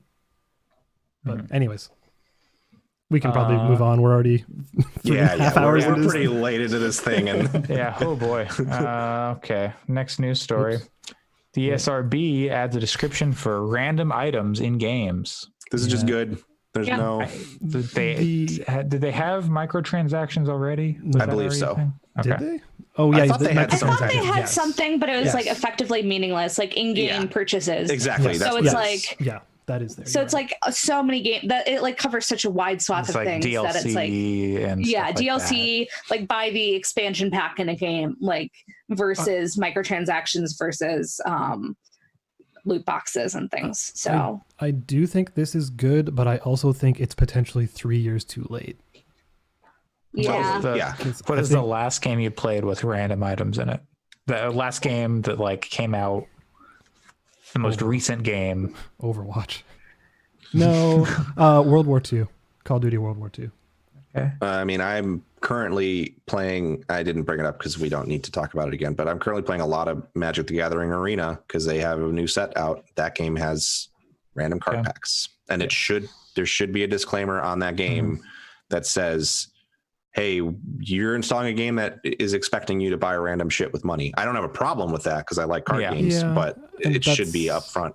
That's been inherent in card games with booster packs and shit for like decades. So to an extent, but I think like if your kid is like, my friend started playing this Magic game and you're a parent, like, and you're installing it for like your 12-year-old, you know, like I still think it just should, I think it's good to just label. I think labeling is good. Labeling of products is good. There's no, you're never going to there's not that you're trying to, but no one will ever convince me that not labeling something is better than labeling it. Yeah. I don't see any reason to have negative feelings about this in any way. It's good to let parents know who might otherwise not, be aware. Yeah. So. And it's also, I think, useful for like, if you have like a gambling addiction or other kinds of, addictive behavior that you recognize in yourself and you just want to say, I'm not touching anything that has random purchases in it, then there you go. That's good. And you can ignore it if you want. So, and frankly, like I like buying random boosters of cards in card games, but like Legends of Runeterra is better about it by letting you buy specific cards, and so is and like Artifacts 2.0 is apparently not going to have purchasable cards at all, and that is better than spending hundreds of dollars on random packs. So like if it encourages developers to go, maybe we just won't do much random stuff, then great. I think you're right that it's too late to actually have that effect, but yeah, I think it would be great if it did. Better late than never, I guess. Things have moved on so much to the battle pass, which is like, oh, you're putting in this much time, and once you reach this level, you're getting this and this and this. Magic the Gathering also has, by the way, it has packs in the battle pass. How ingrained in the ESA is the ESRB? Are they totally separate?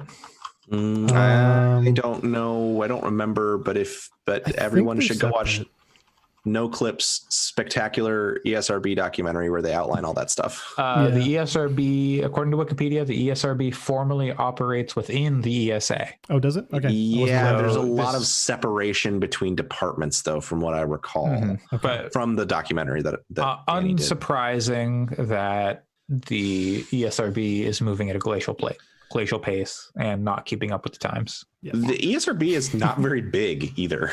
No, it's fair. Like it's still like the same core team of people that have been watching tapes of video games and rating them for the past like 20 years. From what Daniel Dwyer showed in that No Clip doc. It's fascinating. They're a really interesting organization. Okay. Well, last few news stories.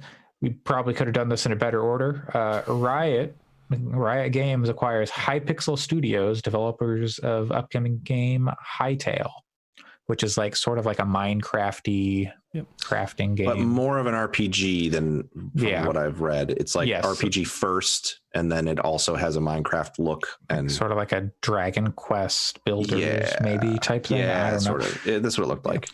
Riot buying more studios. I think it's fine because they're still making the same game they were making. If they had come in and bought them, well, but that says that the news story I read that they expect to ramp up development on it and hire more people. Yeah, the game's supposed to come out next year, I believe. They invested in them back in like 2018 when they first opened, and now they're just like, oh yeah, I guess we like what you're doing. Bottom up. Yeah, I'm not super crazy about studios getting snapped up if they were operating healthily with good investment on their own, but you know. But if it gives them security and if they get to keep making their stuff, unlike what happened with the Rising Thunder stuff, now we're finally maybe seeing the fruits of that, but where it's like this. I think that's going to end up having gets bought and then just absorbed, and you're like, where'd they go? I think the Rising Thunder dev stuff is going to have a sort of happy ending, because I think I would have to imagine that based on the original art design for that game, that the people making it are much more interested in using existing characters like in something like League of Legends than in making a bunch of different robots that were relatively generic looking. Yeah. I could be wrong, but I got the impression they were more focused on like balance and mechanics and that stuff than on art design. So but it did suck at the time to just have that cool game go away. Gone for so long. The hope, I bet we were going to see something about that at Evo. But I bet you're right. That's a big part of why they're staggering the releases the way they are too for Valorant, because they're planning on trying to use these 128 tick servers to power the net code or to power to be the servers that you're playing the fighting game on too. That's cool. They're still building their own internet. Is that what this all is? I mean, if anybody can nail really, really solid netcode for a fighting game, honestly, I would say they're the ones, because of all of that stuff. They have smart people working on those things. What's the guy's name? He's not there anymore. John Cena. Or is he? No. Maybe he is there. He does the cross hands on the arcade. He was in Dive Kick. Yeah, Jabali. Jabali. No. Oh, what's the other guy's name? He's got glasses. Yeah, sorry. Yeah, I was thinking. I was mixing people up. He casts Street Fighter at Evo for ESPN. Yeah, he's a very important person in the fighting game community. I know who you're talking about. Is he at Riot? No, yeah, it's Seth Killian. It's Seth Killian. Yeah. Is he at Riot still? I don't know. I think because did he go there? Seth Killian. No, he left. Oh wait, left? no. No, it looks like he's still lead designer at Riot. Okay. I see a news story that I guess Rod Breslau reported that Killian left Riot like in 2018. No, he hasn't tweeted since 2016, and he hasn't updated his LinkedIn. So I think he's still at Riot. Yeah, maybe. Breslau's reporting is sometimes a little suspect. Yeah, I see 2019. Okay. Well, anyway. Anyways. Anything else? Oh, okay. Last news story, so we can wrap this up. God, you know what? Everyone's stuck at home, working from home. They need long podcasts. Here's a huge long podcast. You can also just stop listening to news if you don't care about news. You've probably heard it all before us. Anyway, CD Projekt Red says Cyberpunk 2077 is in a complete form and further delay is unlikely. That's good. Well, I mean, they're actually going to hit their release talked about this a few weeks in a row now, maybe.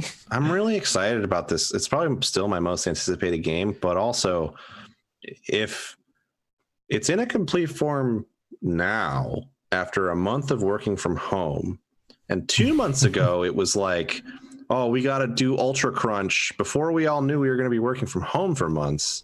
And they had to do like super tons of crunch to get it in a place. Like, which is it? Was it almost done? And maybe your employees could have healthier lives, or it could also be like you can play it. Like the game is here. It just needs QA. Yeah, a lot of I was QA. going to say QA is usually a big part of that development process because that's where stuff gets bounced back, and maybe the QA pass went really well. That's true. That's a good point. It could just be that it was. What if they push the release date up instead of delaying it, and it's out? As long as people don't have to crunch more, I would fucking love for them to push it up. That would be awesome. I think if a company was going to do that, I could see them doing that, being like, "Hey, we had this release date. Fuck it, we're releasing it a couple months early. Check it out." Yeah. Like everybody's at home. You want to play this really long ass game? Do it. Yeah. That again, as long as it doesn't wanted it for make people crunch more. Yeah. Of course. Yeah. We as a podcast firmly anti-crunch. I personally don't have the story in front of me where this is from. I don't know if there's larger context of this. Was this from like the earnings call or something? Because there was some stuff there about whether or not there will be a PS5 enhanced version and like, is it free or not? Because they said they're going to make a PS5 enhanced version, but they haven't. Like the Xbox Series X one will be free, as Microsoft has said, but Sony hasn't commented yet. So there's been like, ooh, what are they going to do? That hasn't been clear yet. That game is part of why I bought a video card. So I would love for them to put it out as soon as they possibly can. I want to buy like the next gen NVIDIA cards or see what AMD is going to do. Yeah, the 3000, the RTX 3000 series or whatever it ends up being called. But if those come out this year, we'll see. Probably not. But well, they're made in Taiwan, so it probably will. Yeah, but it just is reading rumors and stuff. It's maybe this year, but possibly next year. I don't know. Those rumors are all over the place. Anyways, that's a podcast, everybody. It's a podcast. Cartwheel into your bathroom now. All right. Walk or just roll. Walk till you have the runs. That's it for episode 117 of Gaming Fix on April 18th, 2020. I've been your host, Andre Cole, aka your partner's favorite pants. You can find me on Twitter at Coolslaw, COOLSL4W. You can find the podcast on Twitter at Gaming Fix. Right? Yep. Okay. No. Or no, it's Gaming on Fix. Netflix Fix podcast. Fix Podcast. I'll never remember. I need to like write this down somewhere. At Fix Podcast on Twitter. And if you go to podchaser.com/gamingfix, leave us a review. You can get 25 cents donated to Meals on Wheels to help people get food in this quarantine hellscape we all live in. Yeah. Help Pat. people, help the podcast, win-win. Yep. Help the podcast help you. Help the podcast help people. Pat, where can people find you? You can find me outside the auction house in Orgrimmar under the name Spencer on the server Blood Furnace. God. Or at Wait, PJC Plays wait. on Twitter. Wait, so is that a furnace made of blood, or does it superheat blood? Does it use blood it's as a- fuel? It's a dungeon. I want to say that it superheats blood to be used as fuel. It's also the name of a server. Gotcha. Okay, thank you. Yeah. I live my life 1/4 Ogrimmar at a time. Alex, Hey. where can people find you? Oh, I don't know. Watching anime or some shit. I don't know. Okay. That was a great time to pull out that I'm going to kill bad. What did that guy say? I'm going to space kill bad guys. Oh God, yeah. Daddy has to go away and kill bad guys in space. Yeah. Okay. And Allison. Find me on Twitter at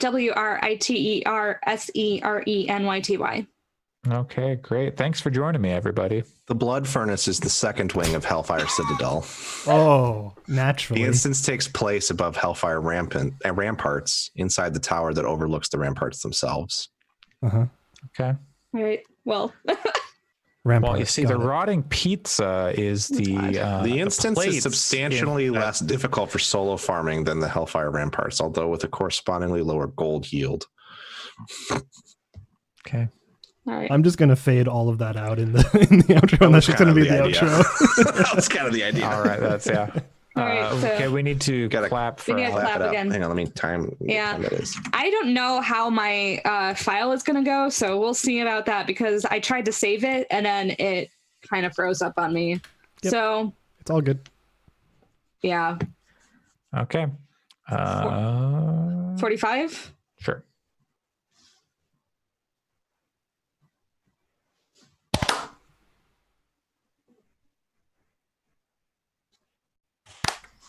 Yay. All right.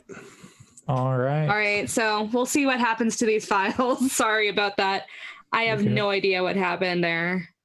Computers. I know. I think maybe like my microphone cable might be wonky. I don't know, but I don't know why that would stop the recording.